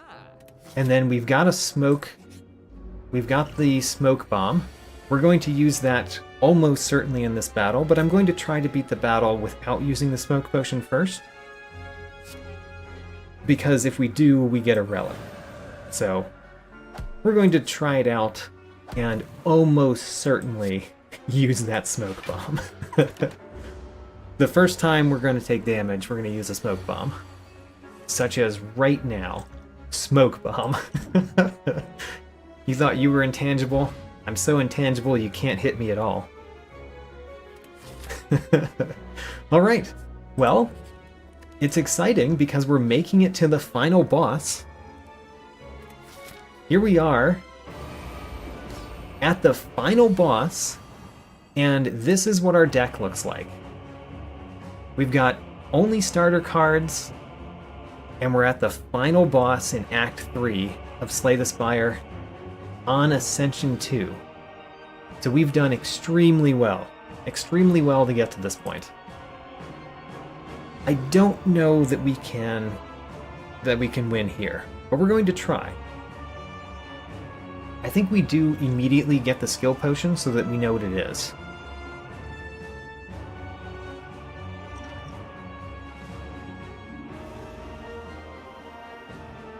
Prostrate is a way to enter Divinity stance sometimes. Evaluate is kind of just a block card. Swivel is actually kind of a bad block card. So it's really, do we want a kind of bad block card, or do we want a worse block card, but we get into Divinity sometimes? I think we get Prostrate. And we struggle to believe that that's going to help us much. 25 damage there. Yeah, let's do that. 25 damage there. And then we're certainly going to play Vigilance this turn. We're always going to play Prostrate this turn. We have 3 more plays. One of them is going to be a strike. Is the other one another strike, or is it a defend? Do I use this Spire potion on one of these? I probably do use it on one of those eventually, but not this turn. Let's do the strike here. That also gets the shuriken up, so we're taking a little bit of damage at the very beginning.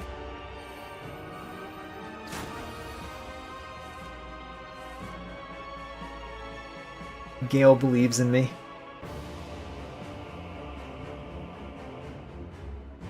Okay, should be an easy turn because we play Eruption, Strike, Strike, Vigilance, Defend.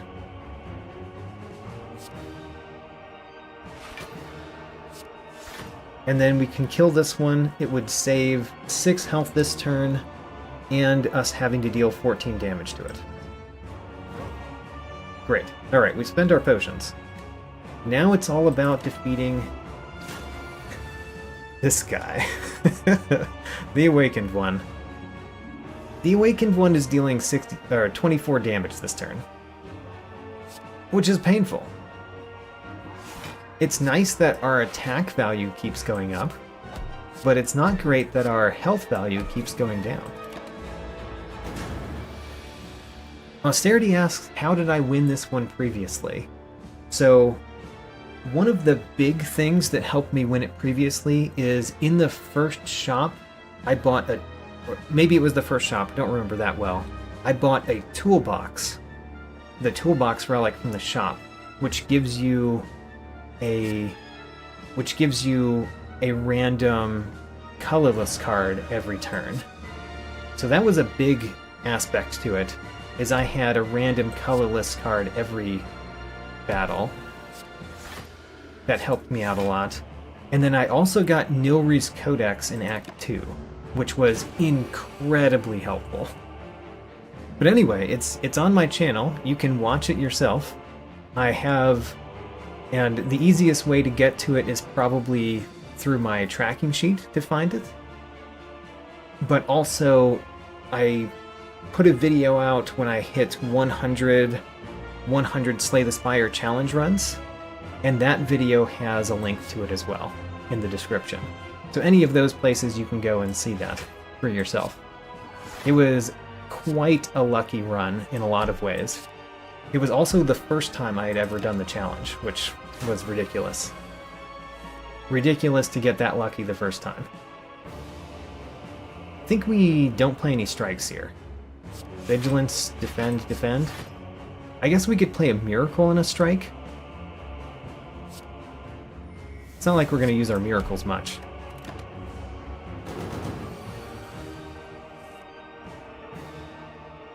Don't really like the eruption here.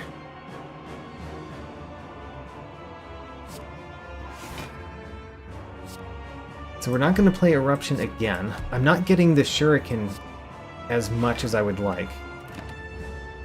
But I can't really afford to end my turn in Wrath. So I'm not going to play Prostrate because this is a terrible turn for Divinity stance.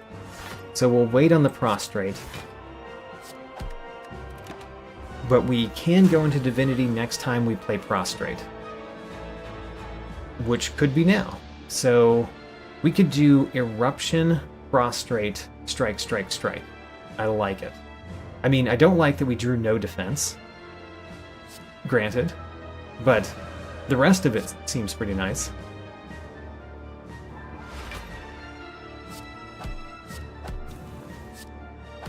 Alright, so we're taking a lot of damage.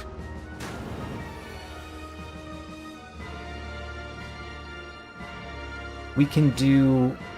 This is another good turn for a miracle, because we can do Eruption, Strike, Vigilance, Miracle, Defend.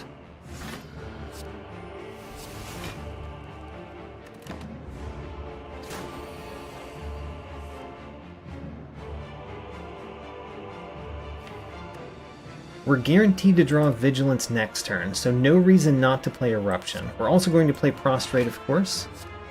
And... you know what? I should have played Strike before I played Eruption, because then we would have caused the Shuriken to give me one more attack.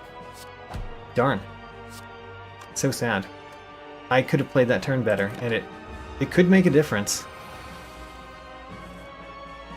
Alright, so let's survive. Survive this turn as much as we can.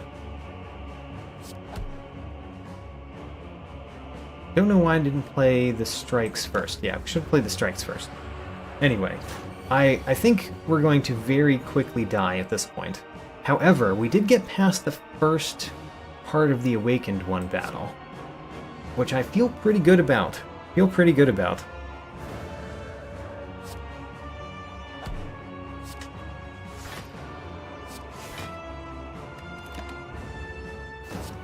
The Void is annoying because we draw it, but other than the fact that we drew it, it's not that bad. We don't really need the energy.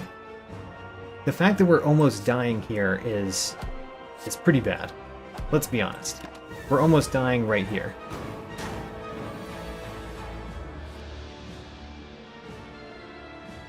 Okay, we can play everything in our hand. If we play everything in our hand, do we gain enough block? Don't think we do, but there's no reason not to play everything. So, let's play everything.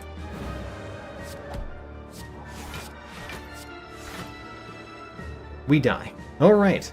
This is as far as we get. I'll even play the Miracle. So this is as far as we get. We made it to the Awakened One. We beat the first part of the Awakened One battle, and then we die here. But this was a pretty good run.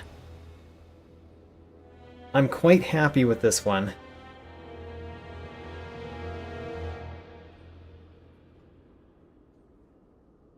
Quite happy with that one. I am going to play one more.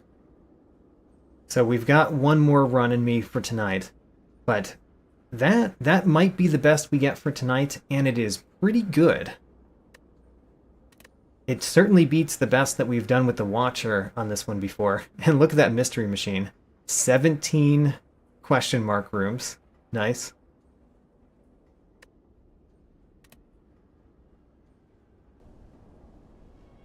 Alright, let me poll the audience real quick. Would you rather see an Ironclad run or a Silent run for the last one?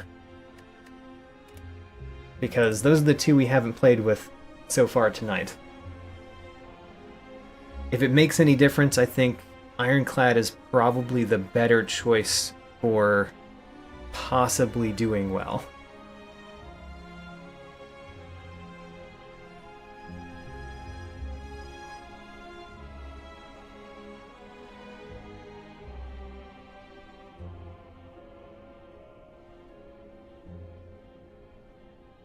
I'm pausing because there is a delay in between the stream and when I get chats back, so waiting to see if there was a choice.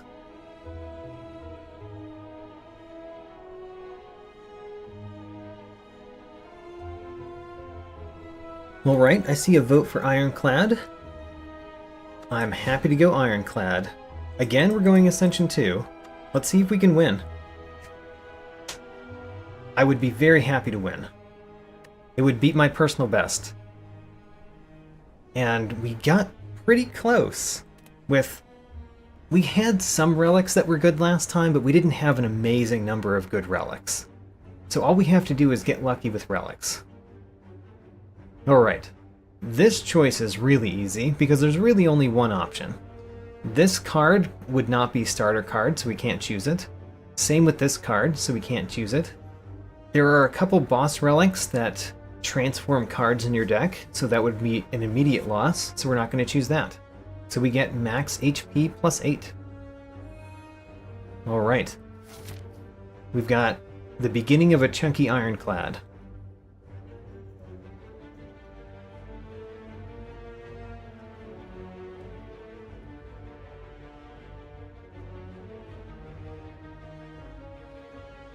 I'm looking at this start, and I don't really know where we want to go. I think I'm choosing this path.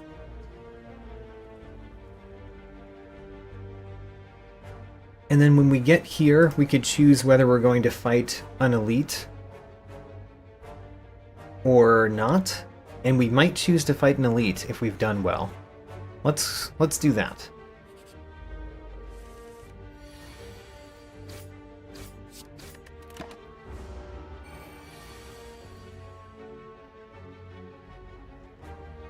We can always afford to take 6. So let's try to win. And we win. And we heal it all up. So far we're doing great. We got another shop? There are so many shops. Alright, well. The shop before the shop. We're not going to get Tiny Chest nor Juzu Bracelet this run. It's good to know that those two are not an option, unfortunately. We could buy a Flex Potion, which is good for fighting an elite. Or we could remove a card, which, you know, removing a card isn't terrible. I think we take a Flex Potion. And then we are limiting our options for the next shop quite significantly here. We're probably going to do nothing in the next one. Ooh, remove a card from the deck for only 7 health. Glad to do that. So, remove a card. Should we remove a strike or a defend? Honestly, both, but I think we're going to start with... Well, for Act 1, we should probably remove a defend first, right? Yeah, let's remove a defend first. Extremely attack-heavy deck at the beginning. We can't get the membership card. I'm glad we can't get Frozen Egg later. And it's kind of sad to not take the Toy Ornithopter later. I'm very happy to see a Power Potion. Power Potion is how we've dealt with the Act 1 boss.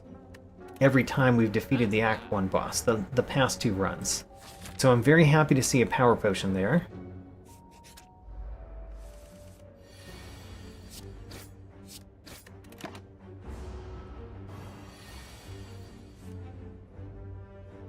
Do we play a defend at all, or do we just play bashes and strikes?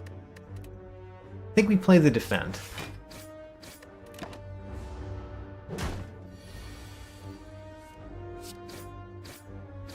Great. So, first upgrade. We probably want to upgrade Bash, I think. The problem with upgrading Bash is it doesn't give us a whole lot more damage, except for 2 turns after the Bash. But still, I think the Bash is a good first upgrade. It's certainly something we're going to depend on heavily this run. Ouch. 12 damage. I really should play the Bash, though. Let's play the Bash and a defend.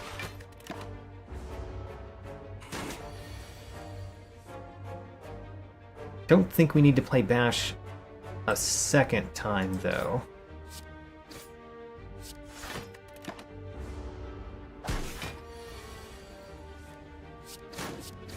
Alright.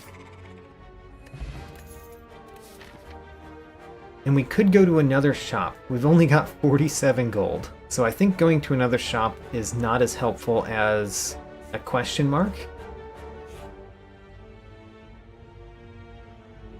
We could anger the mushrooms. So this is a hard battle.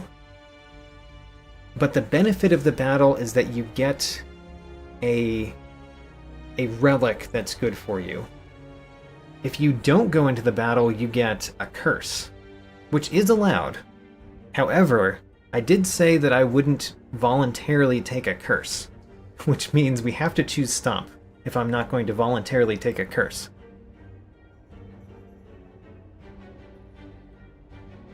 Do I know the requirements to unlock the Ascension 20 achievement?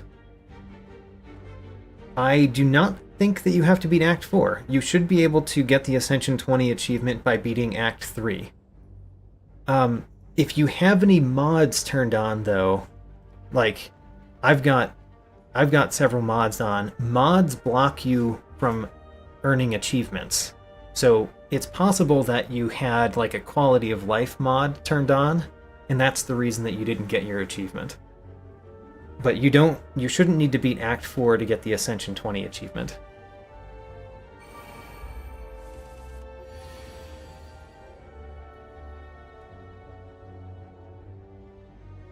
Can we defeat one this turn?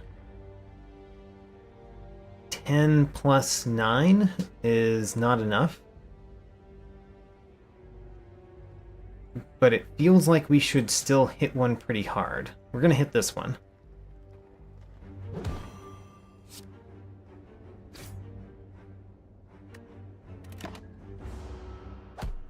Alright, if you have quality of life mods and you still want to earn achievements, there is an achievement called, there is a mod called Achievement Enabler that allows you to earn achievements even when you have mods on. I have it linked in this video's description actually, so look down there if you want to get a link to it, but it's just called Achievement Enabler. It allows you to earn achievements even when you're using quality of life mods.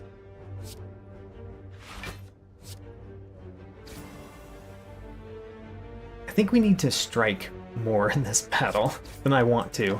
I want to defend, but this is a hard battle and we need to strike a lot. So let's strike a lot.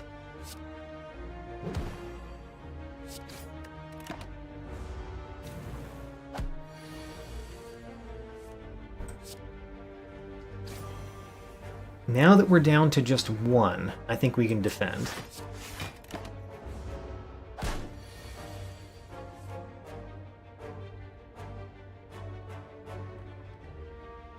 Do we strike? If we strike, then we guarantee win next turn, so 2 defends, and win this turn with my 3 strikes. Great. Alright, we took a lot of damage there. We got the odd mushroom, which means when we're vulnerable, we take less damage. That can be very important. So, it's good that we got it. It's just painful how much life we lost getting it. And we'll take the skill potion as well. Alright, what do we have? Blood Vial. Even more healing. So we've got Burning Blood and Blood Vial. That means we get a total of 8 health every battle. The relics aren't helping me a lot to defeat enemies, but they are helping me survive better. I think I am going to take this elite. Let's see if we can get a good relic out of it. Very sad we didn't get bashed the first turn. We're going to use our flex potion in this one, but not until until the turn after we play bash.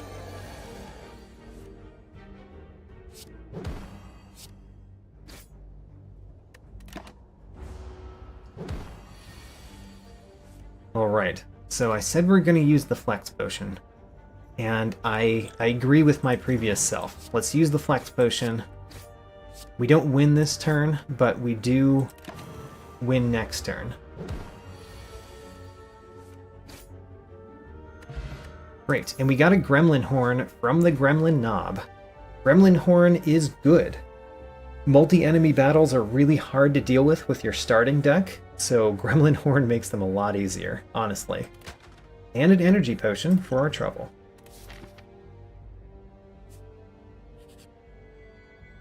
Upgrade two random cards, we lose 18 health.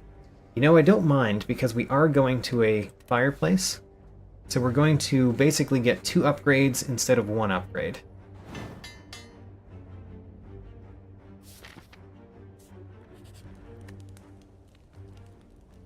And then, because we just smithed, we rest instead.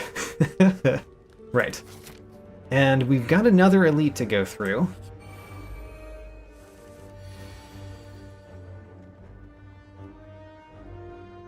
We're going to defend and bash. Defend, bash. We can defeat that one next turn. Yeah, I think we still should. Defeat this one with 2 strikes. And then we can defend twice. Let's try not to take any more damage. We do have a lot of damage. Great. And we get a Cultist Potion. Cultist Potion is excellent for bosses. Huh. You know, I don't know what we want. We certainly are going to take the Cultist Potion. Do we get rid of a Skill Potion or an Energy Potion? I don't know. The Energy Potion is good for normal battles. We're probably not going to get another normal battle before we have more energy, though. So let's get the Cultist Potion. And next elite. This is one where we might use our skill potion. I think this is one where we use the skill potion. We are going to do this. Am I going to defend twice or strike and defend? I think we strike. And do we defend? We could just not defend at all. Strike all the way. If we strike again, bash strike kills one of them next turn. It would be all of our energy, but we would get another energy. So I guess we strike again. And since we've done that, I guess we use the skill potion now for a ghostly armor. Ghostly armor is really good in this battle. Great.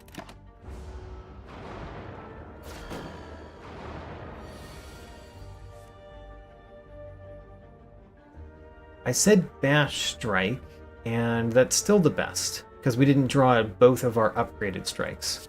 So bash, strike. And then we draw our other upgraded strike. I think we should play it. Because I think we need to knock these guys out fast enough. And we can't afford to spend too many defends. Unless you're the only option, that is.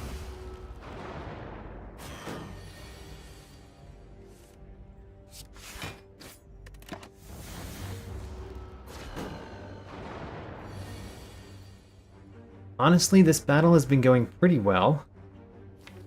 Next turn we have strike, strike, strike for 24 damage.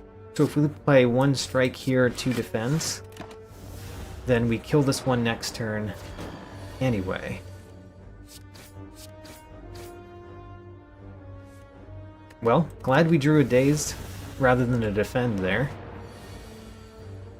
Ghostly armor is great in this battle. Glad we got that. Out of our skill potion. And pretty clean elite battle. Alright. We get a strawberry for our trouble. You know, having lots of max health is nice, but it's not amazing. We really need something more.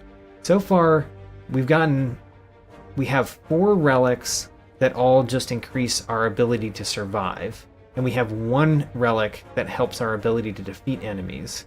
We need a lot more of the latter than we have. Do we smith here?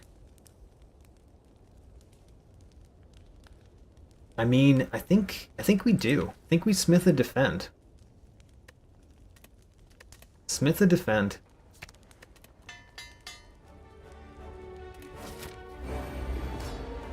And then the real question for me is, do we prefer a power potion or a cultist potion in this fight? Because I'm only going to use one of those.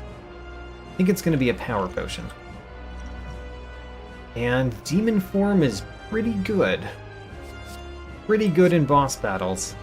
It's basically strictly better than the cultist potion. How about that?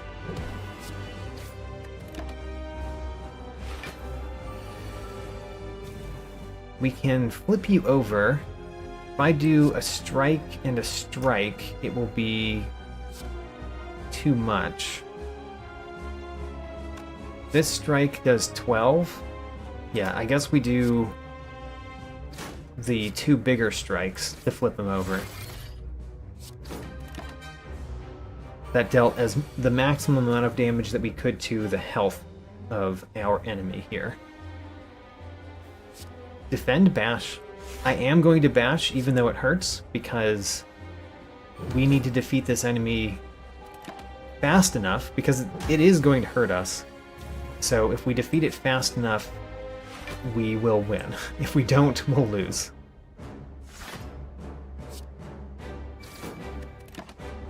So I'm intentionally taking more damage than I normally would in this battle, simply because I think we kind of have to. I think we can flip him over. Yeah, this one does 25 on its own. 21 and 21? So the best we could do is 27 and then 25? Yeah. 27 and then 25. Great. And we're having no trouble in this battle, because we basically got really lucky with our power potion.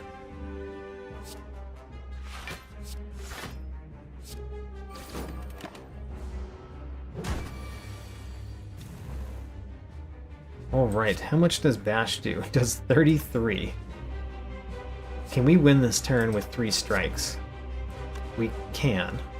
Alright, let's do it. Strike, strike, strike. Okay, that boss went down real easy. How about that? We defeated the first boss on Ascension 2 with the Ironclad with this deck, which is our starting deck with 4 upgrades. And we removed a Defend. Yes, we removed 1 Defend and we upgraded 4 cards. That's what we've done so far. And it went just fine. Okay, so the Busted Crown has no downside. The Runic Dome does have a downside. And Calling Bell gives us a curse. It does give us 3 relics. But like I've said several times, I'm not going to voluntarily take a curse, even though curses are allowed. So, it is Busted Crown, which some consider a curse on its own. But I like it when we're not taking card rewards.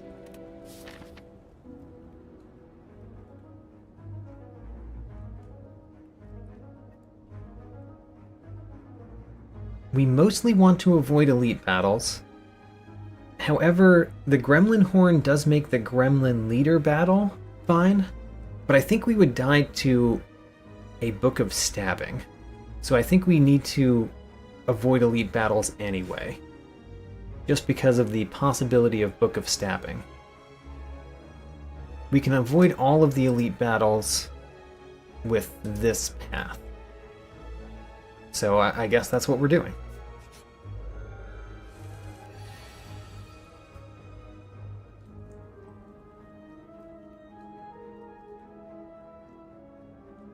What do I do here? We're going to play Bash. That's not a question. Do we defend? I think we do.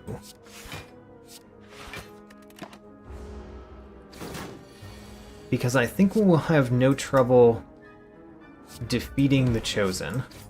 So if we take as little damage as possible on the way, it would be nice. So we're definitely doing a strike. We don't need to do another bash, unless we just want the damage from bash. Let's do defend.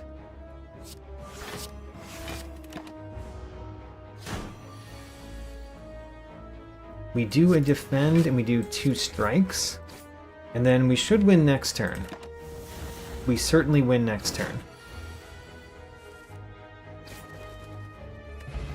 Alright, we took basically 2 damage in that battle, because we're going to heal up 2 more with Blood Vial.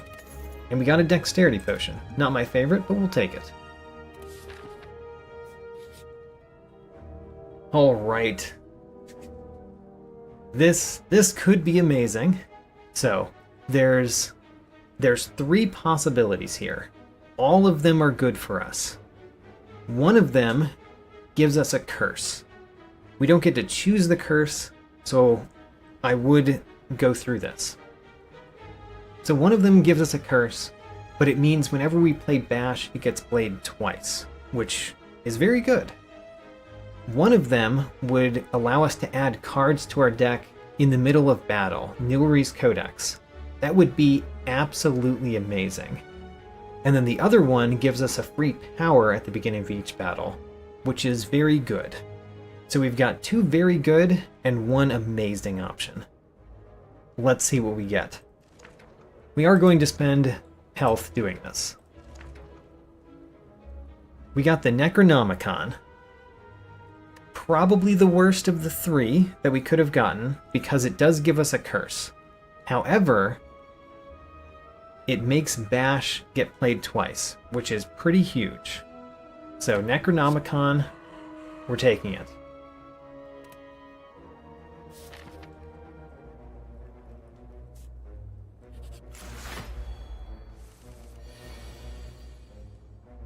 Alright, no questions here, we can play our entire hand. So we just do.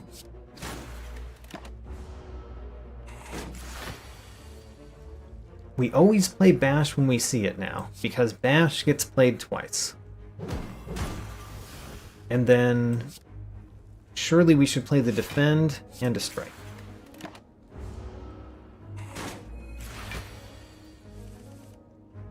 Double Bash again. And then can we win this turn? Not really. So I think we play Strike and Defend. We have been taking a lot of damage here.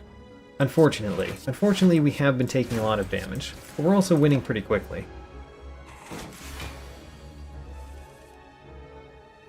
No questions here, just play your cards. Another skill potion. I think the skill potion is better than the dexterity potion. The Blessing of the Forge is still good. It probably gives us 3 upgrades when we play it, but it's still good. I think I value it over the dexterity potion. So get rid of the dexterity potion, take a skill potion.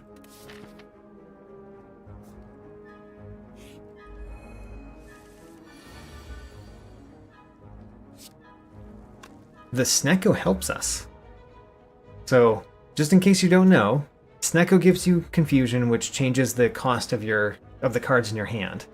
That means that Necronomicon actually works on strikes that are made 2 cost. So, the Snecko is probably helping us. Also hurting us, but also helping us. Those strikes are 0 cost. Which I should be happy about, but I'm actually not. I wanted a 2-cost strike. There's a 2-cost strike. Necronomicon, double that. Why, thank you.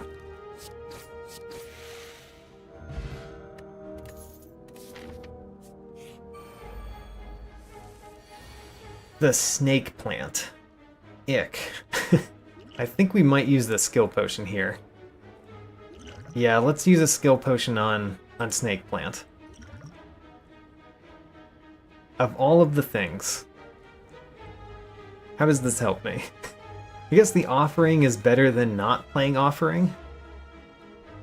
Burning Pact is probably not as good as not playing Burning Pact. Okay, so let's play Offering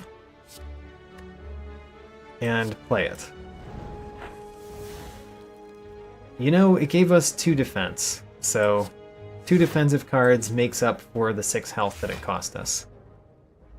And surely there's not a whole lot of reason to play tons of strikes with the malleable effect.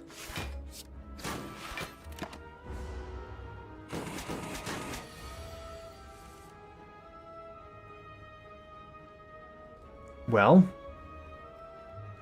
this is gonna hurt, but we bash. And then we strike.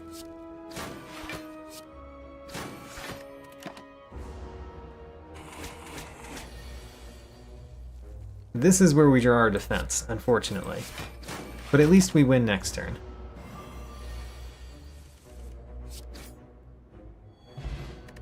We're at half health. I really don't like being at half health. Let's heal up at the fire. 70 is a good number. There is a shop that we're going to, and I don't think we're going to a burning elite. I think we're just going to completely avoid the elites.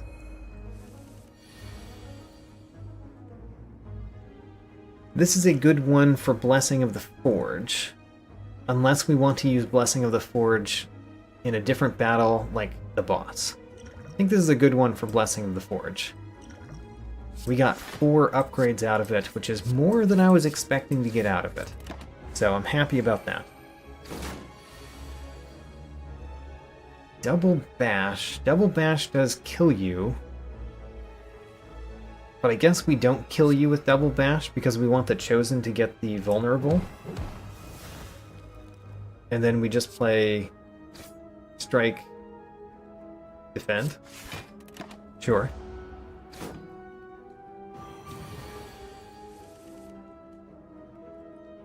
Okay, so defeating you draws me a card, which gives me defense, which I should be careful playing too many of those, right? This turn does not look fun. This turn we're taking damage. Remember that damage was with having Odd Mushroom, which makes us take less when vulnerable. So that was with Odd Mushroom. And it was still painful. Okay, should we heal up again? I think I want to smith another defend. Let's smith another defend. We need a little bit better defense.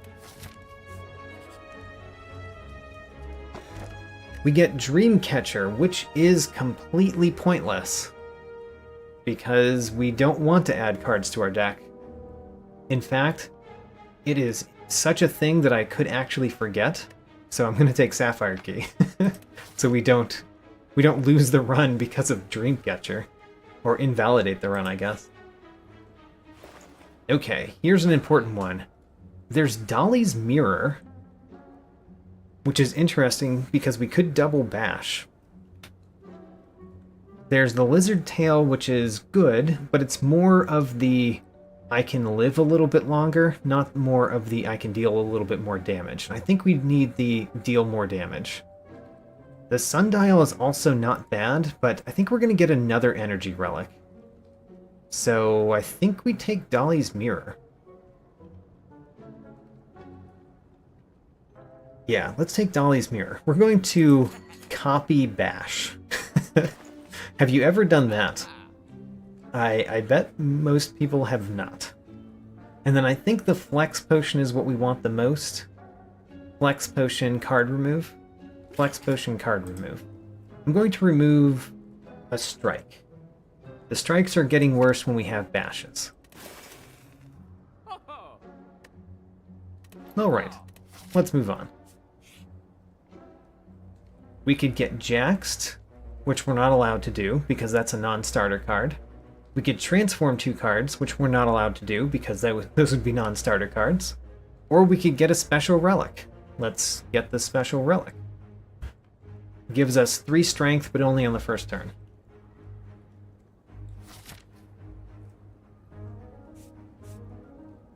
Gale says my relics have been painful. I don't know. They're kind of more healing than painful, right? The first 3 are. And the strawberry. They're very healthy relics, actually.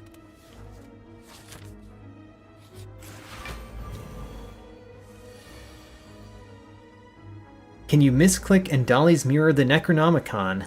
Yes, you can. In fact, I have watched a video in which somebody did that on purpose, not by accident.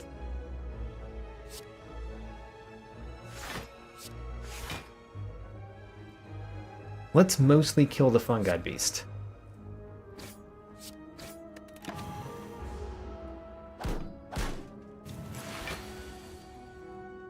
This is a terrible turn to kill a fungi beast, right? Ouch. We should probably kill it anyway? This is a terrible turn to kill a fungi beast, though. Maybe we should just hit the shelled parasite this turn with bash. Double the bash. Play the defend. See, if we hit the fungi beast, we're going to take an extra 10 damage from the shelled parasite. Ick.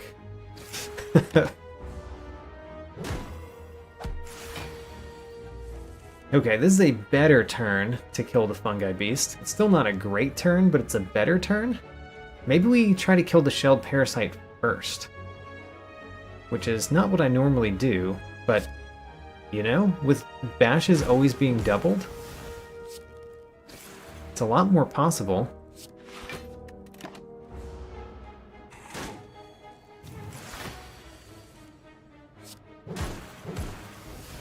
Okay, we kill the shelled parasite first. Well, on the same turn, so I guess it didn't make much of a difference. We got a liquid bronze. Liquid bronze, you know, not what we need. What we need is really the cultist potion, which we already have, so I guess I shouldn't complain. We have what we need for the boss. I don't know that we're going to beat the boss, but we have the best potion that I can think we could get. The ancient potions and a Blessing of the Forge don't help much. Blessing of the Forge helps a little bit, but not enough for me to take it. So let's just leave.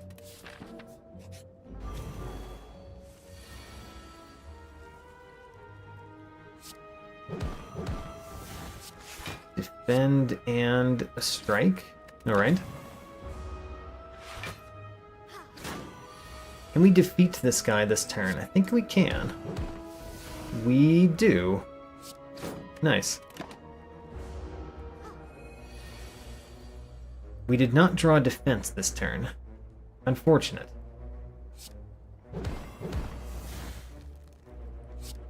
And we can't win this turn.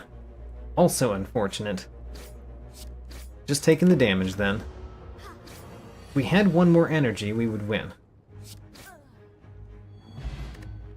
So getting more energy is good for this deck. We certainly heal here. That's our only chance.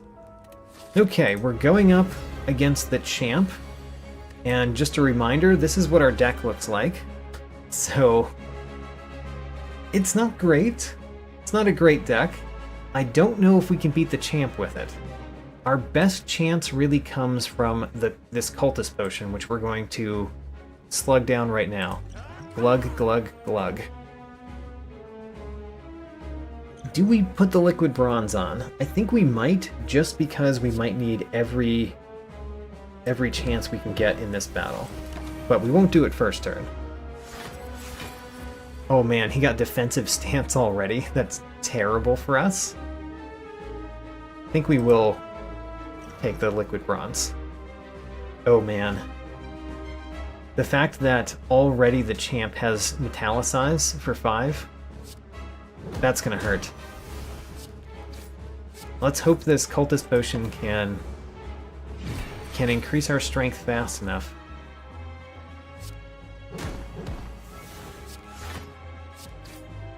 I don't know if we should actually be hitting him this hard this fast. Maybe we should wait a little bit so our strength goes up more. Because we don't want to tip him over to half health too quickly. But we also don't want him to get super strong before we hit him there. I don't know. Maybe we should go for it. He's buffing himself. He's going to buff himself to give himself either more Metallicize or strength.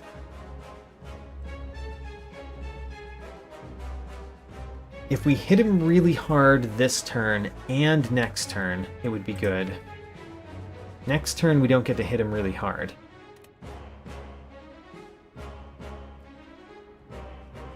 if we don't hit him much this turn, I don't know. I don't think we have much of a chance.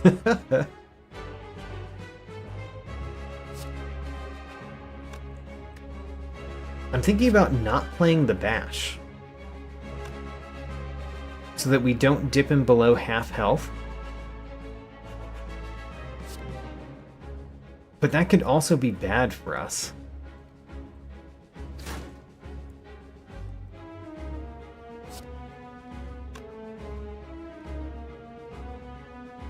Let's wait.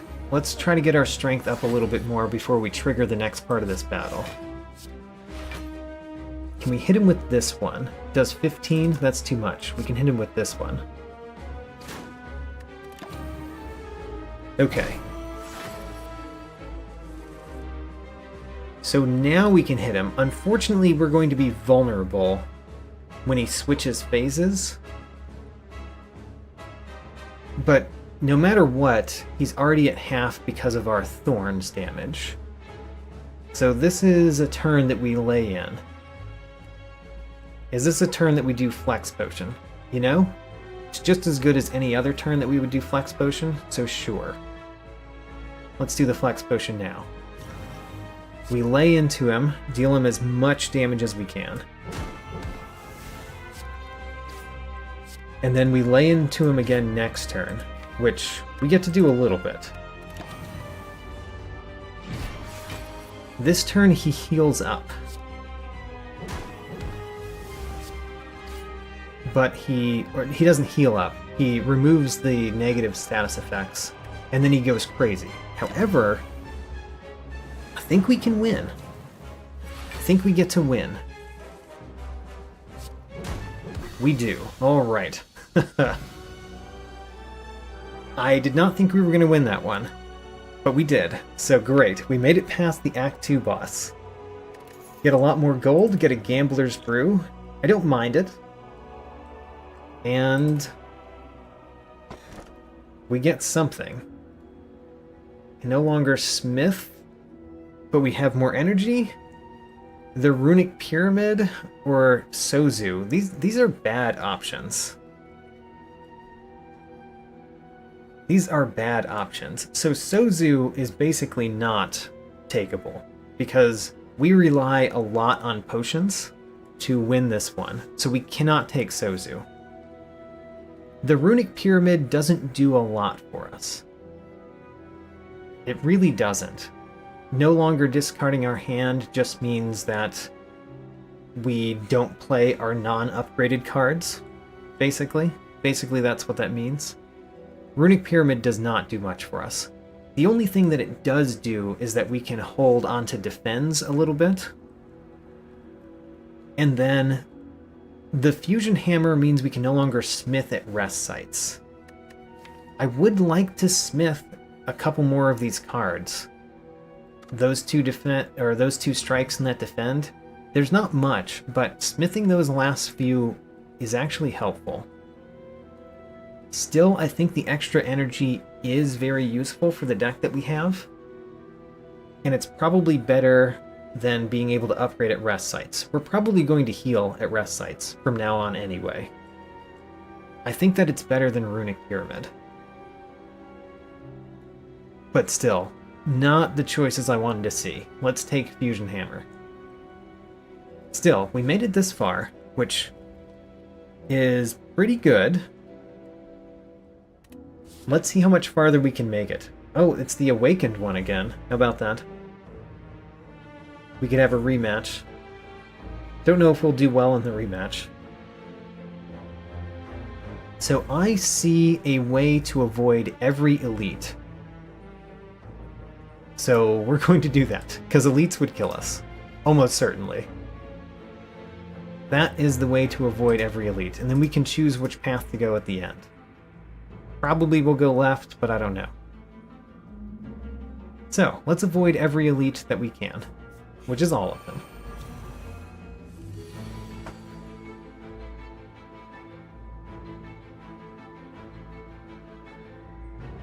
What do we do for this battle? I guess we bash one of the outside ones.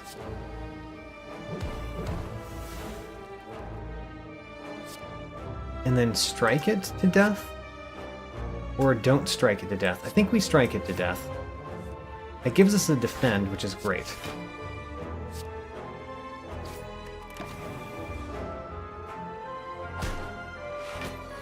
At least every time we kill them, we draw a card because of Gremlin Horn.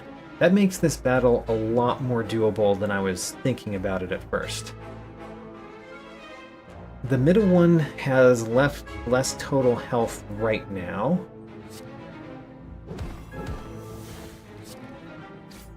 We don't get to kill it this turn, though. We should just block. Okay, and next turn we should be able to do a lot.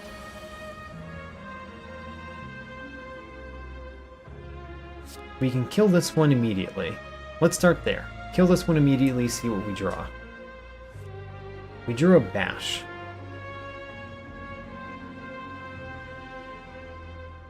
Do I want to kill this one? We could kill this one this turn with a double bash. Let's do it. And then we get to bash, strike, strike. And I think we win next turn.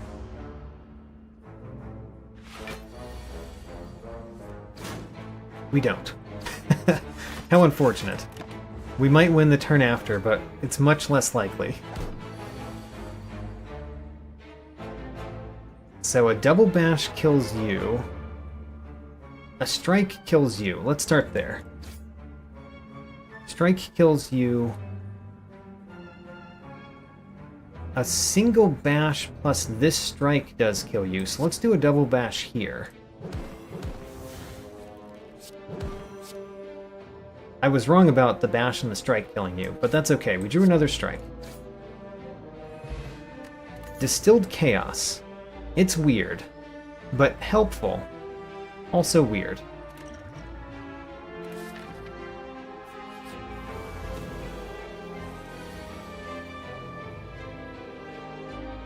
So we have to kill the Exploder. Let's start by hitting the Exploder. Again, this Gremlin Horn has been extremely helpful. Extremely helpful. We can actually hit the Spiker once, and it's good to hit those when you can, basically.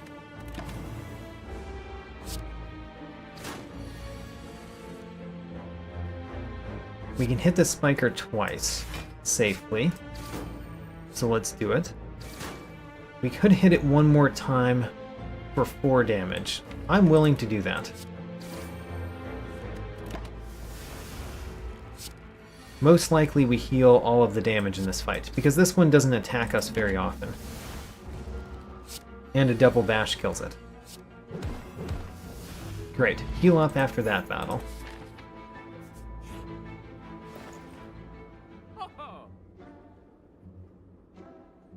Smoke Bomb is good. The Brimstone... Brimstone probably just kills us against the boss. Right? Because the boss gaining strength every turn when he hits for a ×4 attack pretty often. Yeah, I think that kills us. So I don't think we can take Brimstone. Taking Orichalcum is not terrible, but we can do better, and there's another shop not long after this one.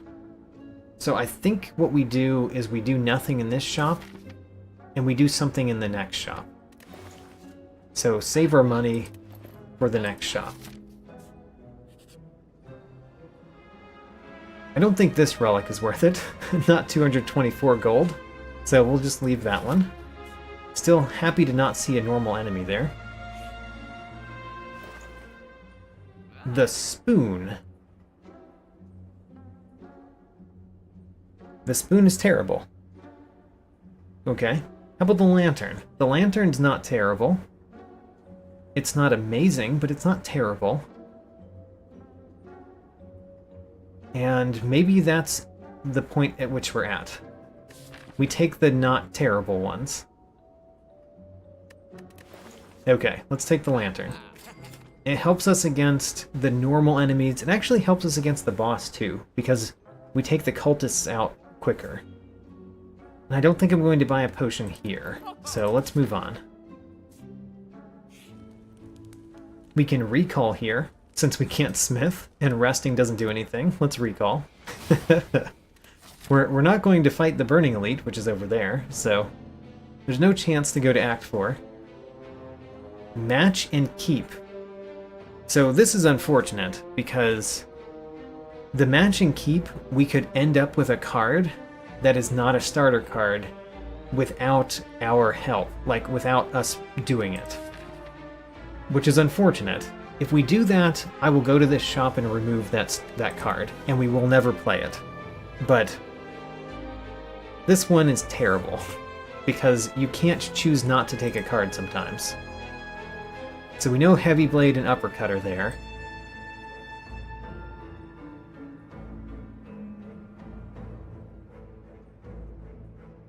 Alright. Alright, we take nothing, which is the expected result. We could have gotten a bash out of that, which is why I kept going. So if we found a bash, I could actually consider taking it. I don't know if I would have, but I could have considered it.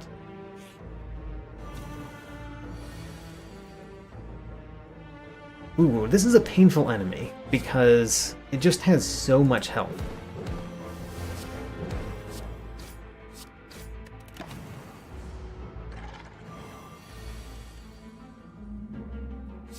As long as we can beat it quick enough, we'll be fine. It's just, can we defeat it quick enough?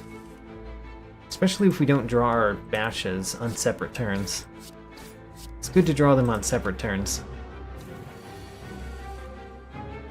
There's an 8 times 2.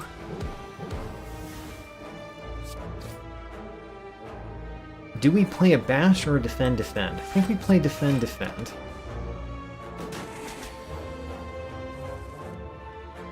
Oh man, we are drawing extremely poorly in this battle.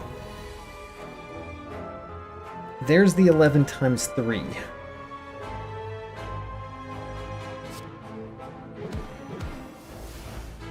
We could play a Distilled Chaos. I think we should. Let's play Distilled Chaos. Maybe we should play that after we play Bash, so that we could get another Bash? Nah, let's just play it. Distilled Chaos. Great. I'm happy for the defense. The other one was the Necronomicurse, which is not great, but getting the defense was good. And then no reason to play even more vulnerable on you. Let's just play the strikes. Hey! The bashes are appearing on different turns, which is the best for us. It needed to do that earlier on in the battle, though.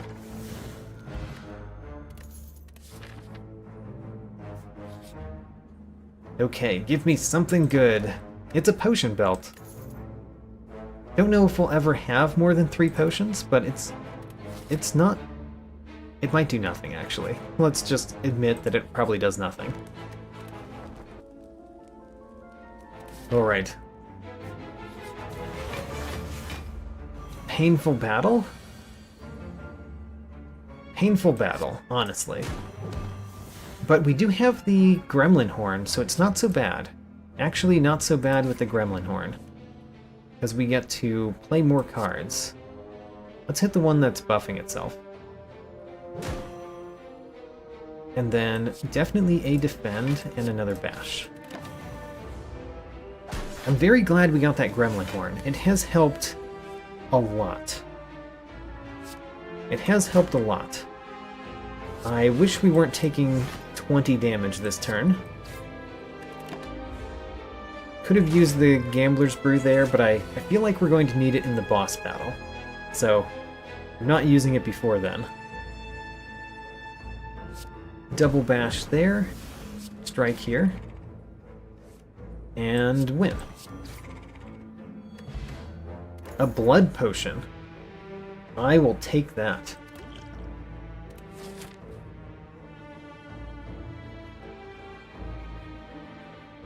The Fat Sheep. Thanks for coming.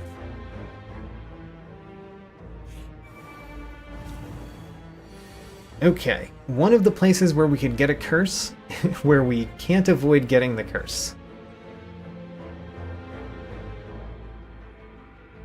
Getting this curse would be bad. Well, we're going to bash a couple times. And then we're going to strike at least once. And then we're going to stop there. Stop there takes 16 damage. Ouch.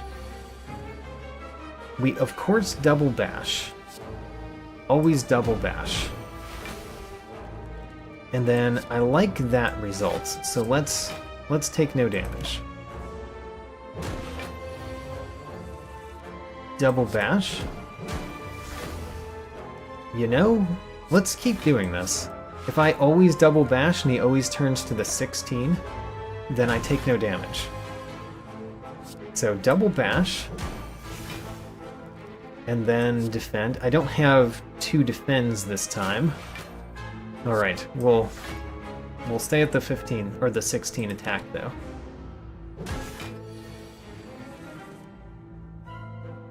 Double bash. And then you're at 16 attack, which means I could just end this turn only taking 8. Or I could gamble with a bash and a strike. I think we will not gamble. Let's just take 8. No double bash this time.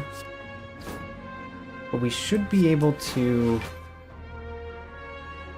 should we take that one? Let's take that one. Take no damage. We do get vulnerable, which is real bad. Especially when he moves onto a ×3 attack. And there's the curse. Oh man. Do we use the gambler's potion here?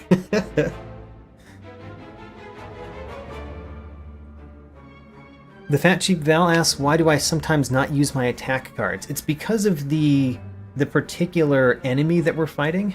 This enemy has the reactive buff, which means whenever I attack, whenever I deal attack damage to this enemy, it changes what it's doing for its turn. So when I get it to be doing a thing that I think is the least bad for me, I stop attacking so that the enemy doesn't change its intent to something bad for me again. So that's just because of this particular enemy. And this time is one of the times that it's particularly bad, because what the enemy is doing this time is it's adding a curse to my deck. Not this deck, this deck. The deck in the top right corner. So I'm having to choose between probably taking a fair amount of damage or taking a curse into my deck. So I think we can't take the curse. The curse is just too bad. So let's see what we get. You know, 12 damage. We'll take it.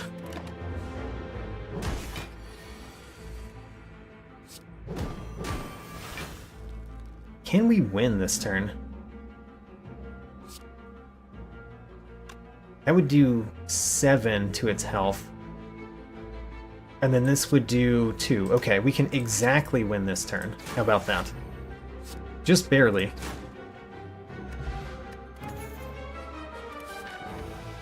Okay. There's a loose brick. We could get a zap into our deck. Do we want a zap?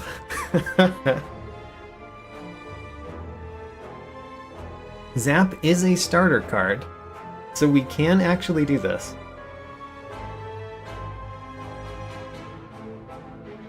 If we took the zap, I guess we would remove a strike.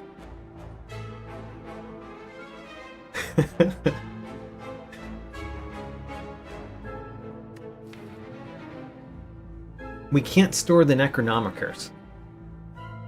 Otherwise, I would definitely store the Necronomicers. Take the zap.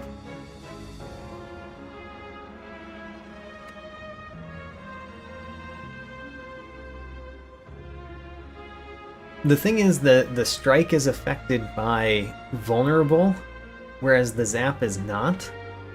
It's just that if we take the zap, we end up with one orb slot, which means the first time we play zap, it does 3 damage a turn. Every subsequent time that we play zap, it does 8 damage, which is less than a strike deals, but the 3 damage a turn is really good. So essentially, what does that mean overall for the battle?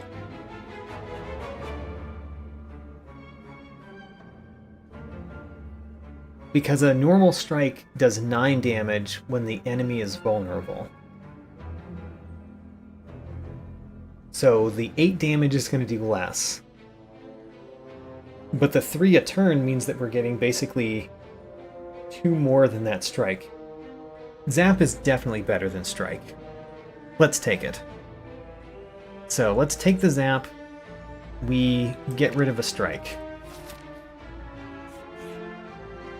And let's see if we can do anything with this. Alright, terrible set of potions. Do not like the potions. But still, what do we do other than take those potions? We can afford not all of them? Nope. We cannot afford all of the potions. So we can pick 2 potions. And we got the potion belt, so we actually have a slot for a potion. It doesn't do much because we could just drink our blood potion now. So it's not like it's doing much, but the extra potion slot has done a slight amount. I think we take the regen potion and the block potion. The speed potion is just probably on average worse than the regen potion. So, block potion, regen potion. And then we made it to the final boss. So here we are, Act 3 final boss with the Ironclad on Ascension 2. With a deck with only starter cards. Granted, one of those starter cards is a zap, and we do have a Necronoma Curse, which is not a starter card, but curses are allowed. That's our deck for this battle, and honestly we don't have anything that helps us too much dealing damage to the Awakened One, so this is where our damage comes from, is all from these. It's not amazing. Also, we didn't draw a great first turn. We didn't draw a bash. We are going to use the regen potion immediately. There's no reason not to. I think we use our Gambler's Brew when we need to survive, rather than to just deal more damage on the first turn. So I think we do defend, zap, strike, strike.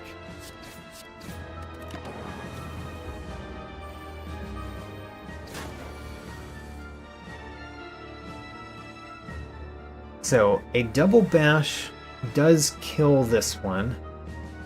A single bash and a strike does not. So we need to do a double bash to kill this one. That does draw us a card. Ooh, it didn't kill it. Never mind. Also a strike. And then we bash and defend, I guess. And there's no reason not to use our block potion now, so let's use it.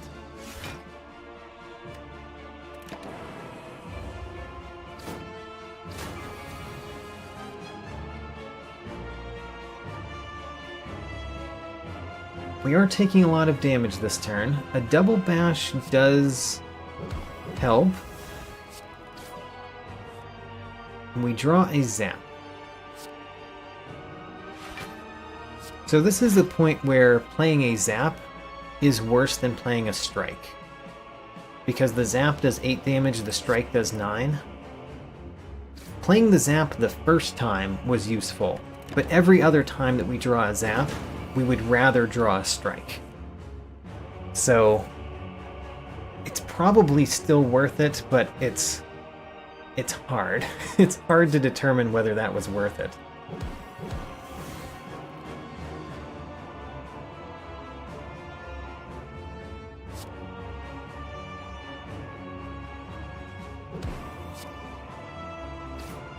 Austerity says they tried this challenge themselves and says that the heart is possible. Does that mean that you tried the challenge out and you won the entire run defeating the heart? Because that's incredible for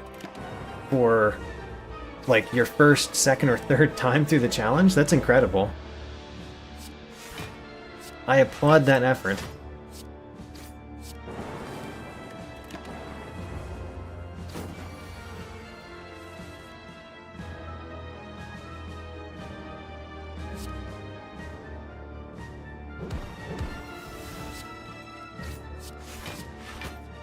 Alright, we're taking damage here. We could use the blood potion anytime. There's really no reason not to use it now, so let's use it now. There's the blood potion. So we've used our potions.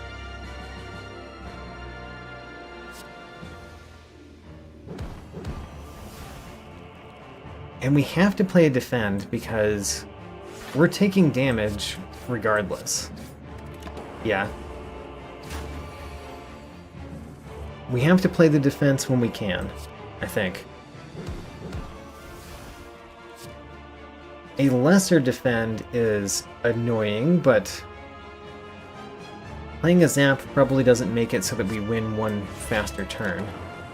I think what we're going to do is we're going to make it to phase 2 of this battle and then die. Similar to how we did with the Watcher. So, defend for sure, and a strike. I am going to try pretty hard to make it to the second phase of this battle. It's going to be difficult. Even that is going to be hard to achieve, but I think we can make it. We defend, and we strike. So next turn we play a bash, 2 bashes, and a strike. That's not enough to do 60 damage. So I think we defend this turn.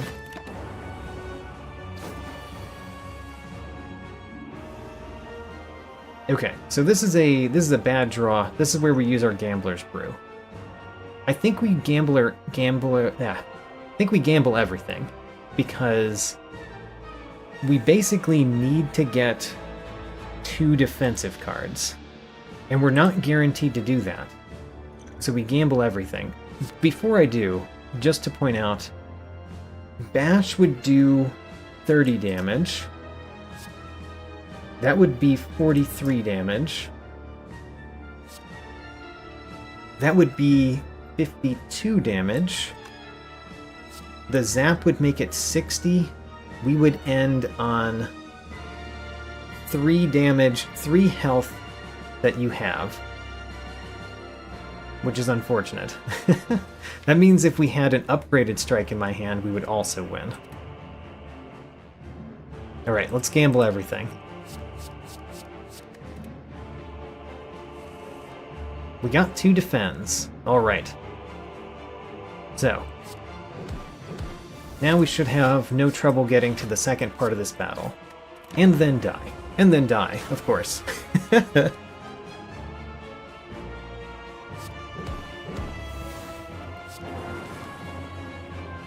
Alright. We have made it to the second half of the Awakened One battle yet again, and then we immediately die. Not even a question. So here we go. Both the Watcher and the Ironclad on Ascension 2 made it to floor 50 against the Awakened One and got to the second half of the battle, but then died. This was our deck this time, pretty interesting deck for the challenge. We got the Necronoma Curse, which is, you know, a pretty rare curse. We got 2 copies of Bash, and we got a Zap. So it's a starter deck, kind of. It only has starter cards and curses. All right, that's it for tonight. I think tonight went rather well. I did not beat my personal best technically because my personal best is still the Defect on Ascension 1. Defect on Ascension 1 beat the Act 3 boss. We have on Ascension 2 gotten to the Act 3 boss twice tonight with 2 different characters. So that's pretty good, but still not there for actually achieving a new personal best. Alright, anyway, that's it for tonight. Thanks for coming, and I hope to see you next time.